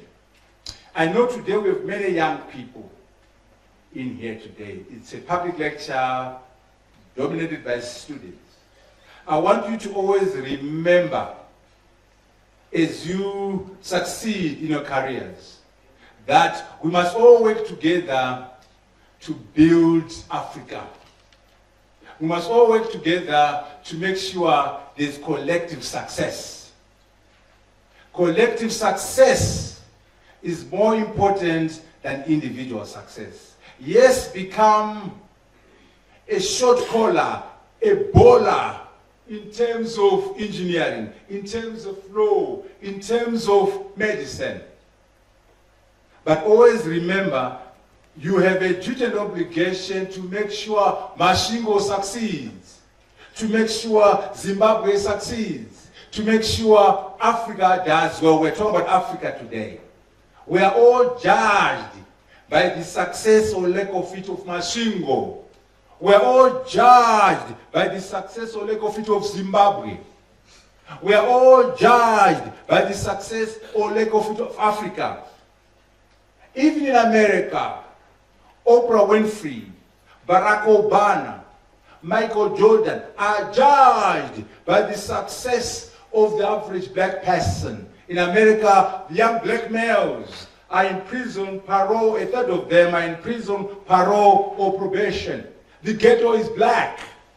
Why would I respect Obama? Why would I respect Oprah Winfrey or Michael Jordan? They will never be respected in America until black people in America have done well. The collective success of the black people in America is more important than the individual success of Oprah Winfrey or the individual success of Barack Obama. The black person in America must succeed for the black business person to be respected, for a black president in America to be respected. We must make sure we achieve collective success. You young people, you must make sure you do all you can to make Zimbabwe successful, to make sure Africa does succeed. Learn it from me. I used to go as a young global leader. Used to go to the World Economic Forum and keep talking. You know, I love talking, as you can see. Talking loud. And they say, hey, Mutambara, professor, very interesting, very good stuff. Where are you from? I refuse to answer. I say I went to Oxford, I'm a Rhodes Scholar, I went to MIT, I worked for McKinsey. No, Professor. Those are schools, those are jobs that you did. Which country? I refuse to answer. I keep dilly-dallying and vitiating. Eventually I get tired. Then I say, I'm from Zimbabwe. And they say, come on, Professor. Mutambara. If you are so bright, if you are so intelligent, how come your country is messed up? Mutambara, if you are so smart, how come there's cholera in Harare? Mutambara, you are no rock star. You are no superstar. You see Yambia, you see Chikwana, you see Zobo in Absendia. My rock star status, my superstardom is undermined by the bankruptcy of my country. I'll never be respected as a Zimbabwean until Zimbabwe is a superstar economy. Take it further. I'll never be respected as an African until Africa is a superstar continent. If African is flourishing, collective success is more important than individual success. So you young people, take it personally. You'll never be a superstar until the African economy is a superstar economy. I thank you so very much for having me at GZU.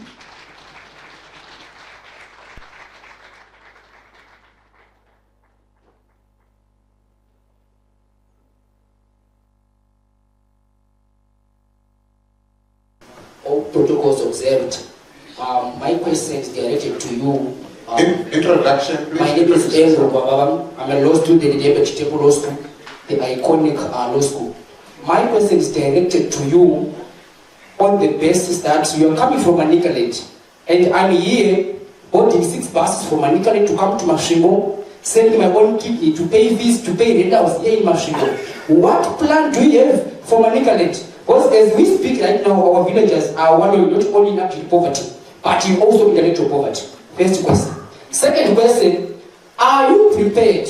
Because I believe that this country is under the hands of lawyers.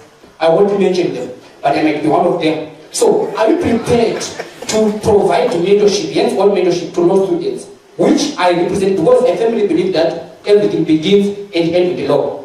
Lastly, I also want to acknowledge this. My name is, I call myself village advocate because I advocate for the rural people who consist 7% of the total population of Zimbabwe, which I think they are nowhere near here at this university, which I think also we are representing. But the rural, this AI, how shall it going to resonate with the rural populace, which is the majority of the population? And I also want to quote section 20, subsection 1, paragraph A to E of the Constitution. But youth empowerment, how are you going to deepen the scope? Because this generation, in all its terms, they know the story.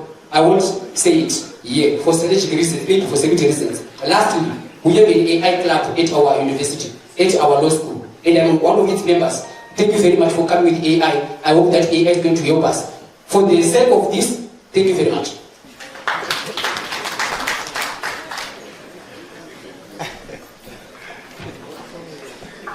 Yeah. Thank you, Professor Mutambara. Quite a vibrant follower of Pan-Africanism that is quite productive. I could do here in Buruma in you when we were talking about the United States of Africa. And that is wonderful. Linking it to AI. Then my questions are like this. Do you have any influence or connectivity with African regional bodies under what we call regional integration, like ECOWAS, COMESA, SADC, you go on and the like, East community and the like, so that you can actually have a better voice to lobby for the AI issue, including even AU, African unity. Then my second one is on corruption.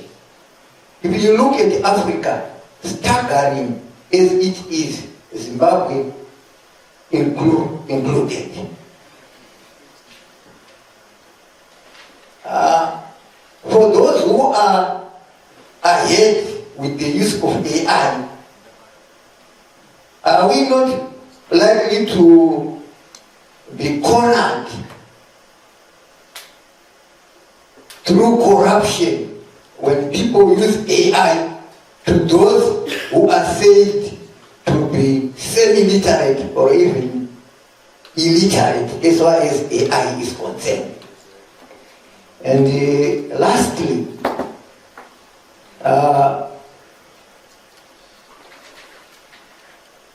this one goes to you as a gangster. I love that statement.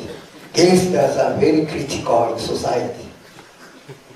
And not only in Zimbabwe, a gangster in Africa. Don't you consider yourself, given the future of knowledge here in Zimbabwe, to actually become a leader, whether a president or a prime minister, depending on the constitution, so that you can influence others during AU or these other regional bodies meetings, so that AI removes a number of people from abject poverty into super riches. Thank you. I am Mukusha, I am a philosopher.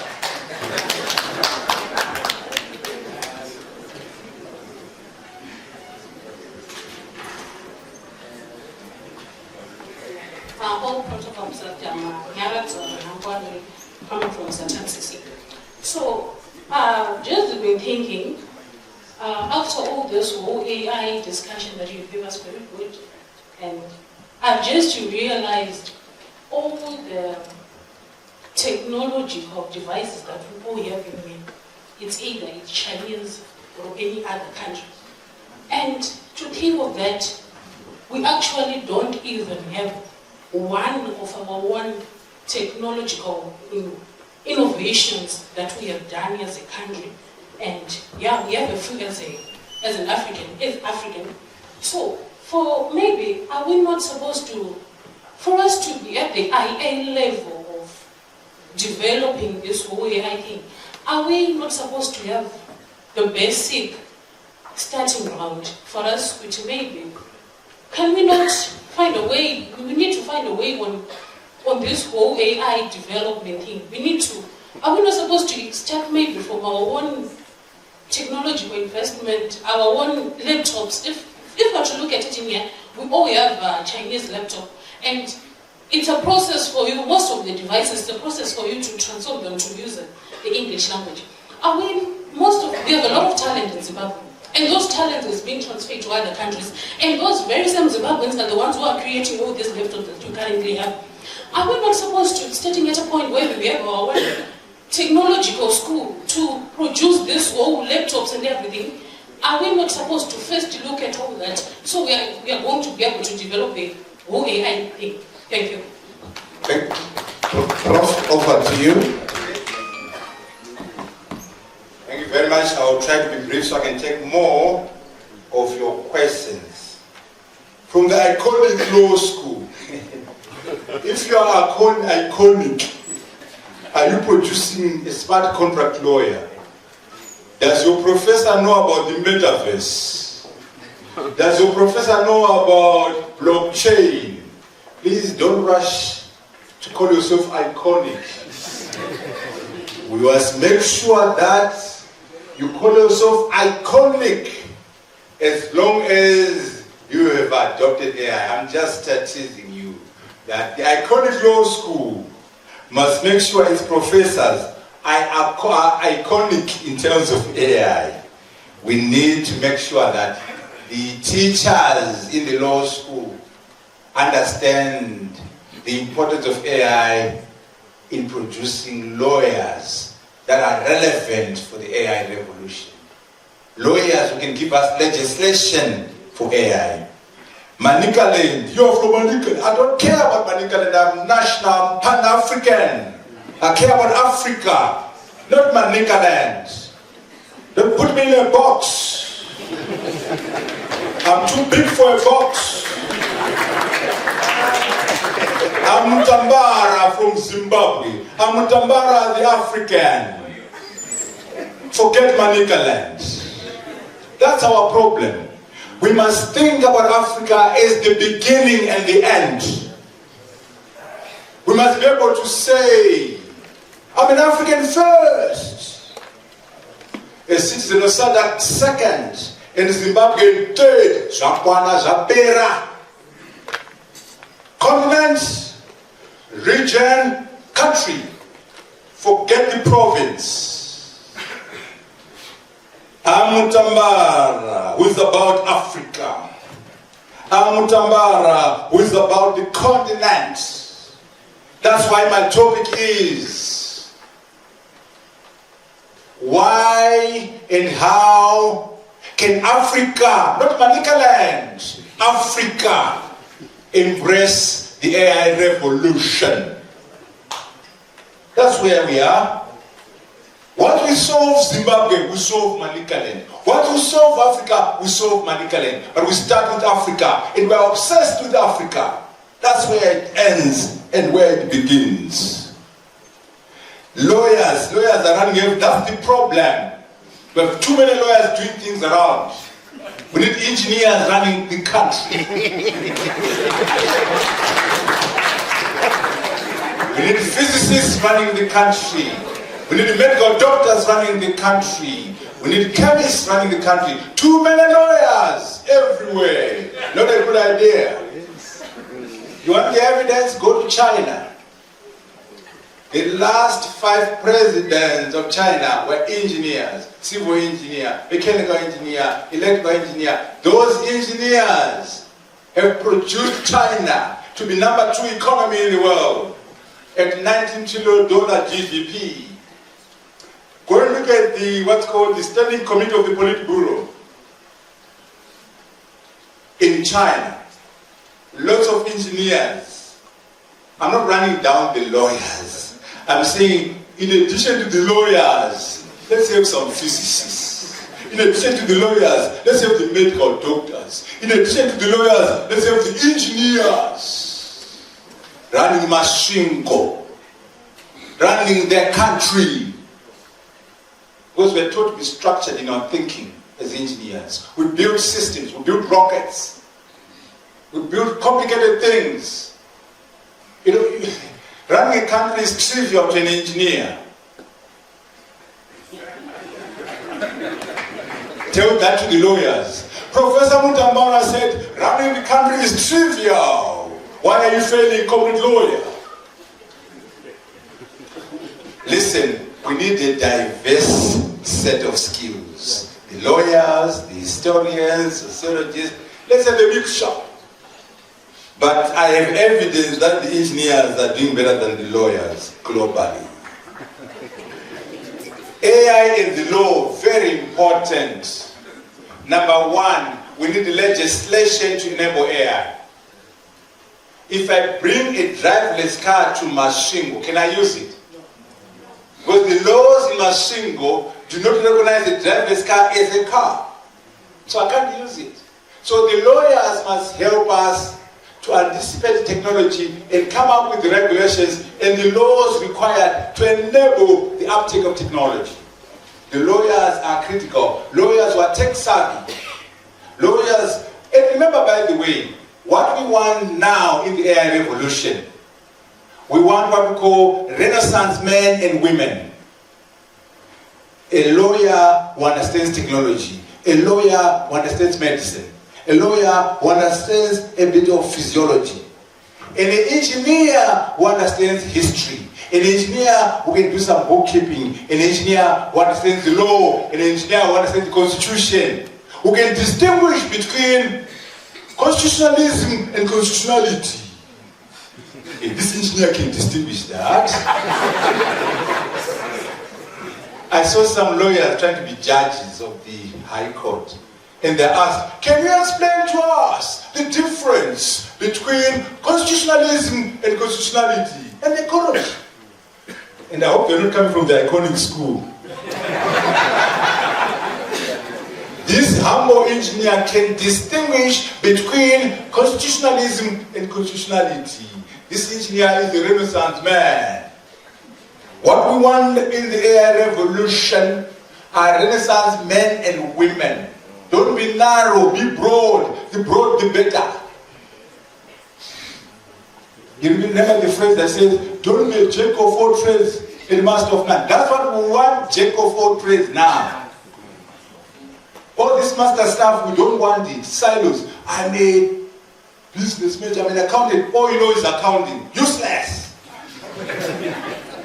We want an accountant who appreciates constitutionalism, an accountant who appreciates AI, an accountant who appreciates biology, an accountant who understands a bit of vet science. That's the accountant we want in the AI revolution. We want a vet doctor who understands the law, a vet doctor who talks about accounting, the vet doctor who can speak about the Constitution. Please, as you study here at GZU, try to be versatile, try to be broad.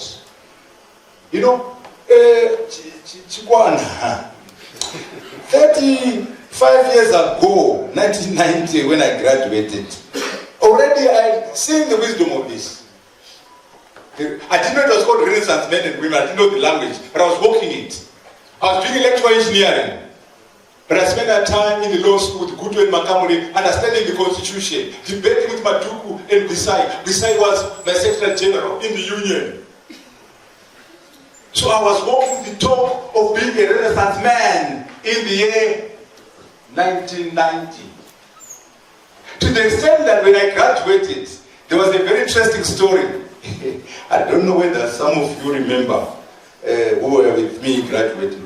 You know, when Mugabe was going to keep me, I didn't want to be kept by Mugabe. Because I felt that it was a travesty of justice to be graduating when there are no jobs. So I refused to bow down. Because you're supposed to bow on your knees. I said, I'm not going to do that to Mugabe. I was graduating, and I'm sure now I'm a softie. A gov is a gov. Stand up gov. Gov was in the Students' Union during our stand up gov. Gobera. These were the soldiers in 1990 with me. I don't know the soldiers anymore in the academy now. We were soldiers. So my position was that I'm not going to go down before this man. Because the country has no jobs. I'm going to walk. And so I walked up there. Mugabe had to stand up because I'm very tall. Mutambara, what is it now? So he stood up, forced my head down, and forced me down. Violently. And then, of course, I made my point. Now, the media, now the Herald, was confused. Oh, they were not confused, I don't know. They wrote an article, go and check it out. And they said, the controversial SRC president was kept 3 times. And they didn't explain what happened. So a rumor went around the country that Mutambara got 3 degrees. 1 in engineering, 1 in law, and 1 in history. And I said, thank God for the rumors. And I never corrected them. Anyway, what I'm saying is, the broader, the better. Yes, pursue engineering, but understand what they're doing in the law school, what they're doing in history. Pursue history, but understand what they're doing in engineering, what they're doing in the law, in economics. You'll be a better lawyer if you are broad. You'll be a better historian if you are broad. You'll be a better vet doctor if you are broad. Please become a Renaissance man, become a Renaissance woman. What we're talking about is the student union. When someone calls me, I'm also a political gangster. Be careful. If you are in the SRC, if you are president, if you are secretary general, and you are making noises and having struggles, and you are coming last in class or getting a sub, I'm not interested. You are not my kind of gangster. I'm not interested in you as a gangster. You are not my friends. I want you to be SRC president and be #1 in class. Then we can talk.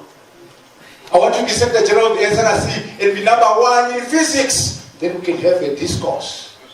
Otherwise, you and I are not related. I'm a different kind of gangster. You are not my friend. We want academic excellence and social responsibility. Academic excellence and revolution. Don't talk revolution and getting a lower second and getting a third and failing. You are not a revolutionary.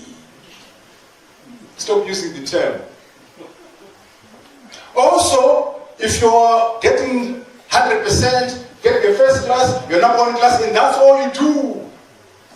No soccer, no singing in the church, no SRC, no girlfriend, no boyfriend. You are not my friends. I'm not interested in nerds.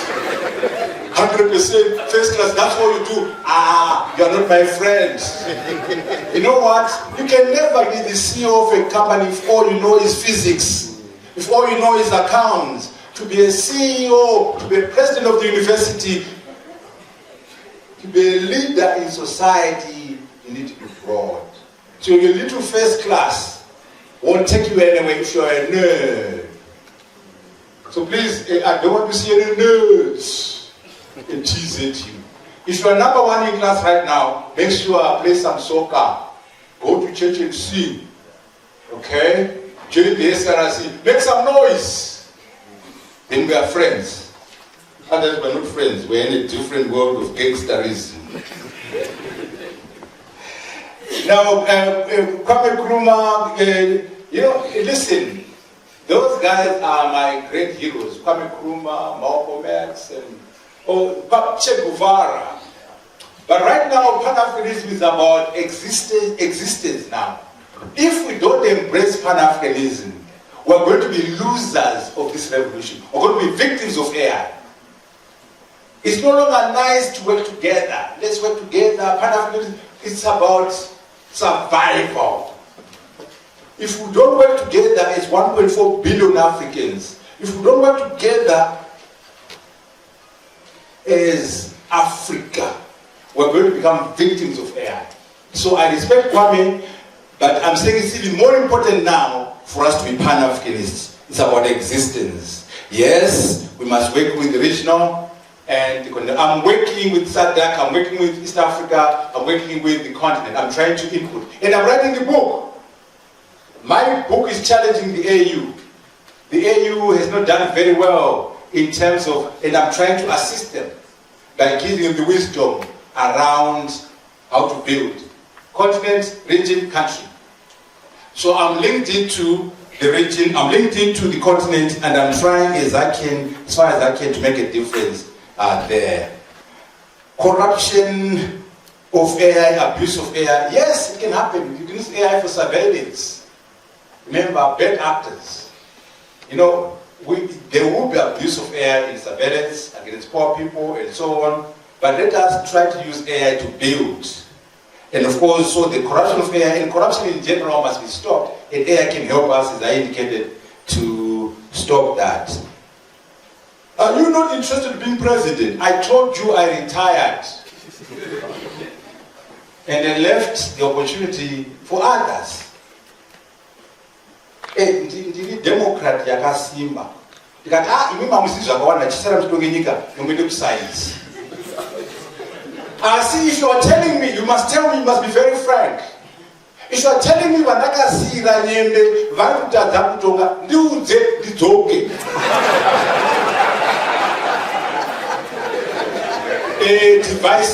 Devices. You are very correct, my sister. We must build things. Beneficiation, value addition. Remember I said leadership in building things. You are very correct. Why can't you have a little phone, Kambudzi, made in Lotito? But you know what the problem is? You are brainwashed. If we produce a little computer or a little cell phone code made in Lotito, you're like, I want an iPhone. You must buy your own product. You know the Japanese, right now, when you say Toyota, when you say Nissan, they're not global brands. Once upon a time, they were crap. I mean, if your grandfather was still around, ask them about in the 40s. If you're driving Toyota, people are laughing, oh, you're driving Toyota, that's Xingzhou, that's poor quality.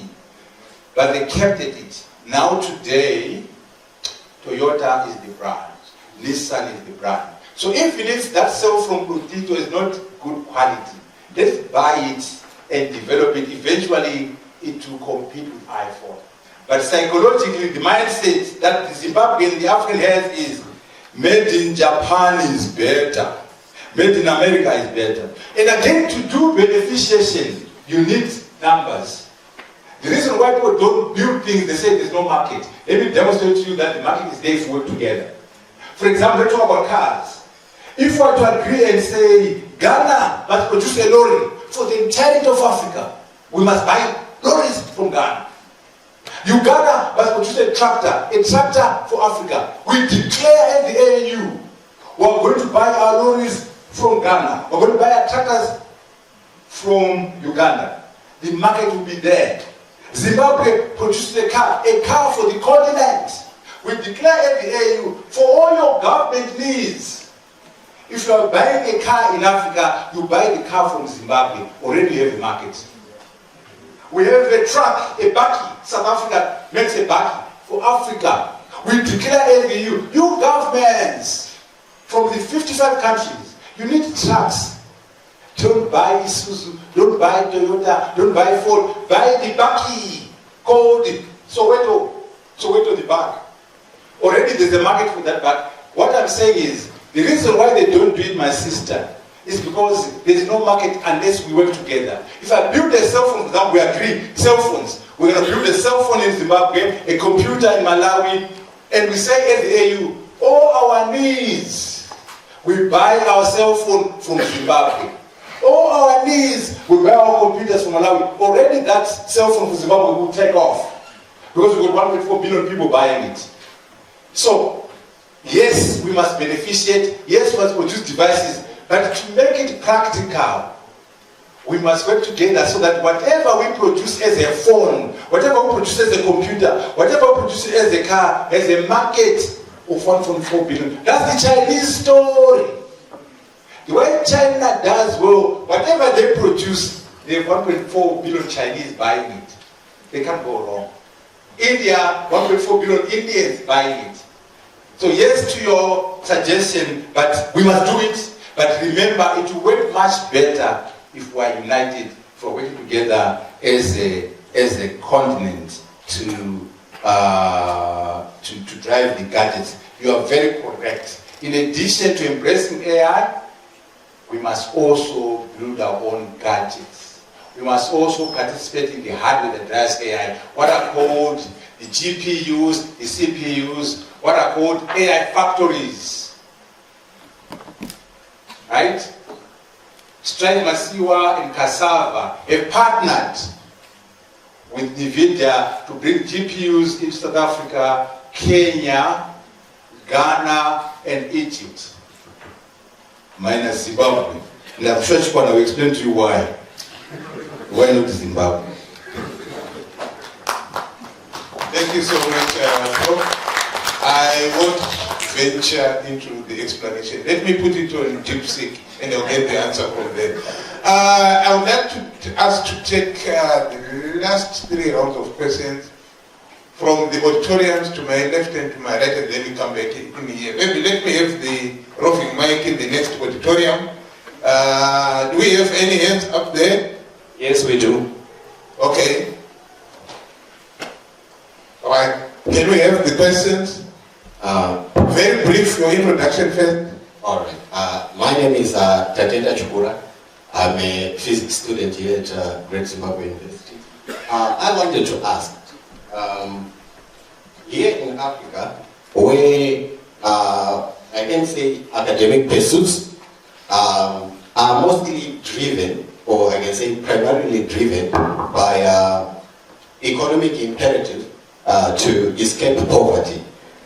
What can we do to foster, or I can say to instill some passion, rather than say like that sort of I can say a kind of culture that we have in students where they pursue academic endeavors mostly for monetary gains in a field which seemingly is kind of driven by passion rather than monetary gains. Yes, they may follow at some point in time like those monetary gains, but it seems to be a field that rewards mostly those who are in it for passion and who really love doing these things. What can we do to kind of instill that kind of passion in students so that they pursue these things with an interest rather than an economic-driven imperative to escape poverty? Thank you. There's another hand up, and then at the back. Thank you, Professor Mutambara, for the insightful presentation. My first question is, whilst AI is important and should be embraced by Africa, how can we ensure that assignments and projects presented by students are not plagiarized from AI? In addition, it can take a day or less to produce a master's and PhD thesis using AI. What also can be done by Zimbabwean institutions to dictate and prevent plagiarism from AI and ensure academic integrity and honesty? Thank you. Thank you. Right at the back, there's a hand up.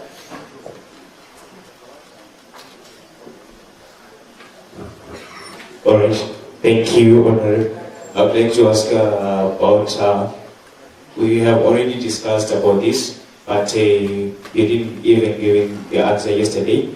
So what my question was, how best can we apply this on ground? Because actually, yes, we have the action on the paper, but yet we have discussed that the government might not yet approve this, the thing of AI in Zimbabwe, might approve this maybe later, because yet in the government policies to be made, it might take about around 10 years for this AI to be approved in Zimbabwe. And might it not be an issue to the humans that it is going to make humans not have jobs? If you can see that in America, many of them, maybe I can say a few with those robots or with those AI intelligence, they are now richer than those ones with the ones with not the, like, let me just try to explain like this. The other people who are less privileged and who have no access to this AI, and how best can they be helped, and how can they also be involved in this? Thank you. Thank you. Thank you so much. Over to you, Prof. Thank you very much. Let's start with the last one. Listen to me very carefully. Don't wait for the government. Go ahead and adopt AI in your own way, in your own company, in your own sector. Don't wait in your own institution, in your own studies. Don't need the government to enable you. Don't look for an excuse. Just do it. The government won't take 10 years. The AI minister is going to announce an AI strategy this October. It was supposed to be done in September. The minister has a draft that she has done with the team. I don't know how good it is, but it's coming this October, not in 10 years.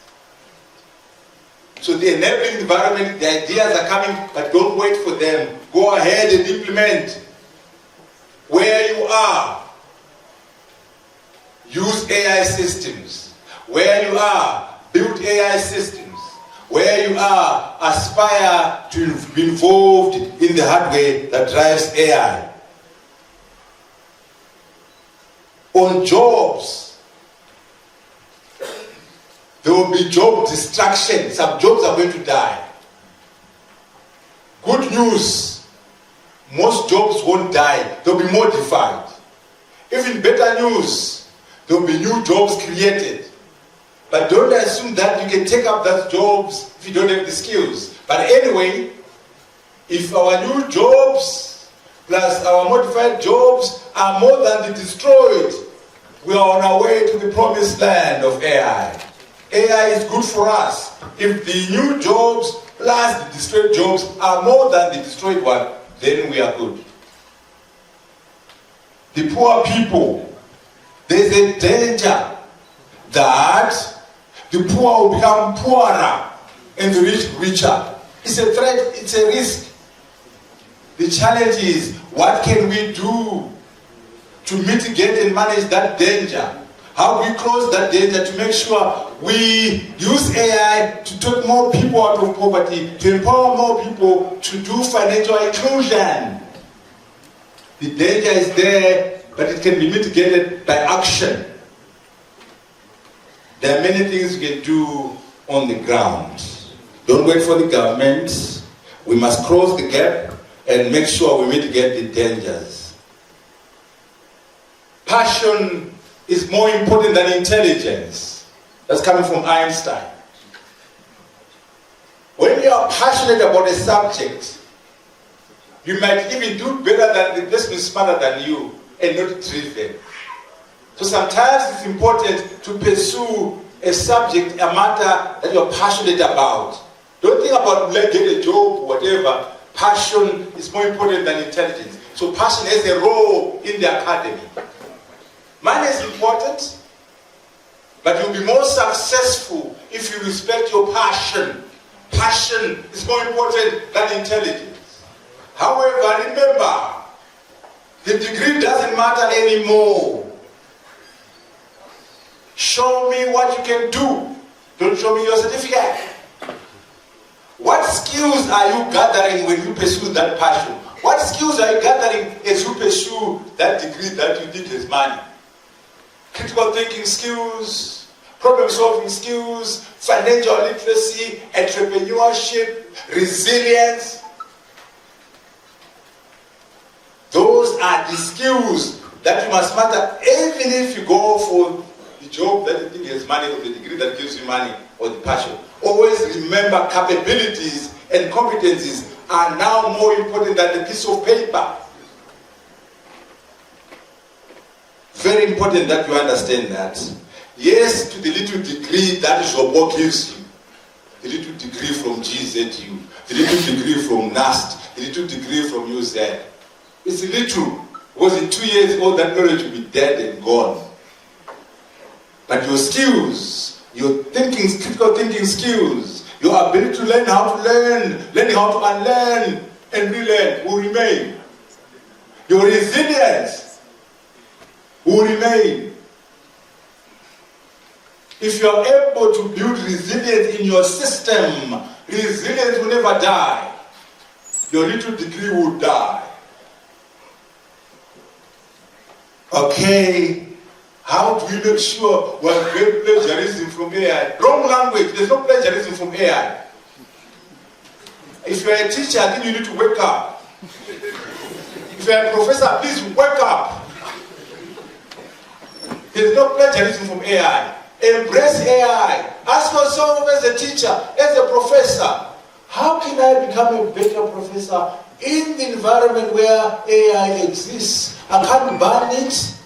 Can I work with it? Plagiarism from AI. Shame on you. There's no plagiarism from AI. AI is like a calculator. AI calculator cannot do plagiarism. Do you know UCT? I'm a bit harsh because I want to make sure the professor learns. At UCT, they banned using Turnitin to check for AI. They said, no, it's not practical. We are no longer going to check for AI usage. We will not do that. Plagiarism is something else. That's when you take Chikwan's work and say it's mine. That is not allowed.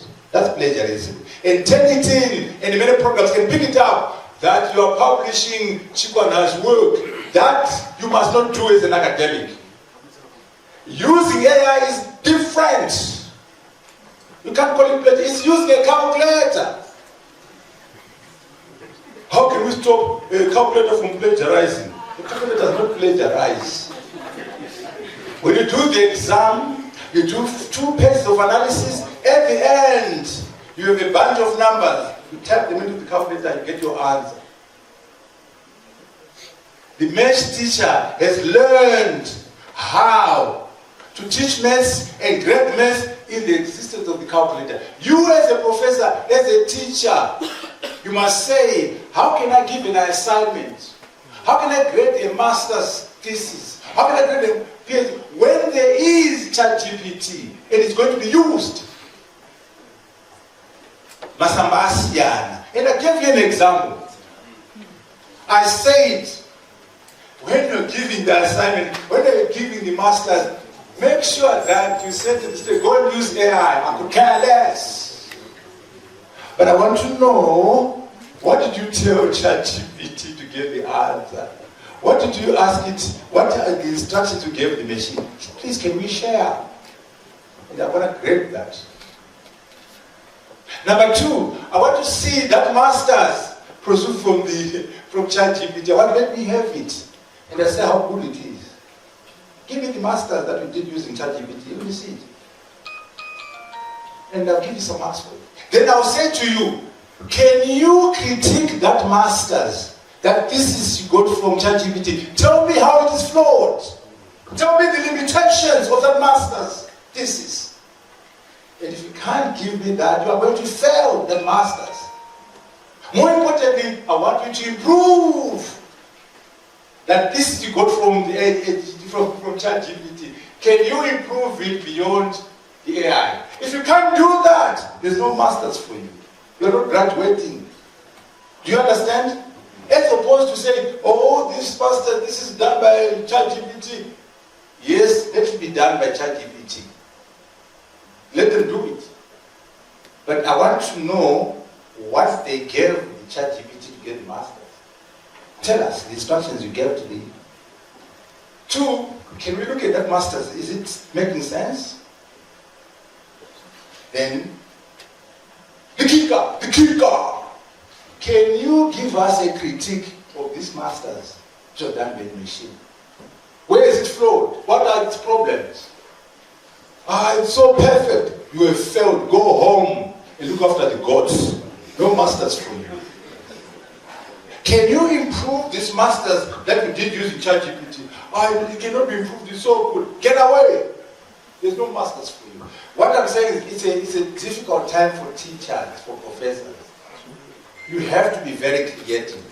What you cannot do is to rubbish technology. What you cannot do is to ban it. What you cannot do is to say, it is creating plagiarism. It doesn't do that. Plagiarism is taking Chibana's work and say it's mine. That we don't want, and we can pick it up. Ndapota, AI, yakafana electricity. Ungaya avoid that, electricity. Electricity is corrupting us. That don't say that in a Kenru. That don't say that that don't start in darkness. Don't stick on it. I was, markets are you. If you like the markets. This is my last time on this stage. Chwana. This is a revolution. All our lives are going to be made uncomfortable. Be you a student, be you a teacher, be you a professor, be you a manager. Right now, as did the report today, there is a company that did a report for the government, the US government. The company will remain nameless. And they used ChatGPT to generate the report and submit it to the government. Unfortunately for them, there were hallucinations. The report was quoting non-existent documents, non-existent references, and someone picked it up. So they quickly took down the report. So what we're saying is, the AI, if you use it blindly, it will give you hallucinations, and you'll be in trouble. Use with care. And you've read the story about the professor went to the Supreme Court with the court case with fictitious citations, fictitious legal cases. So, use AI, but there's a danger though in there. The professor was also able to pick up the hallucinations as well. It's a revolution. Our lives are going to be very difficult. We must make sure we embrace the revolution. It cannot be business as usual. Let us work together as Africans to use AI to improve the quality of life of our people. Let us use AI to solve our problems. AI is your friend. Technology is your friend. You cannot fight technology. You cannot ban technology. Let us work together with AI. I thank you so very much. Thank you so much, Prof. Another round of applause for Prof. Like they say,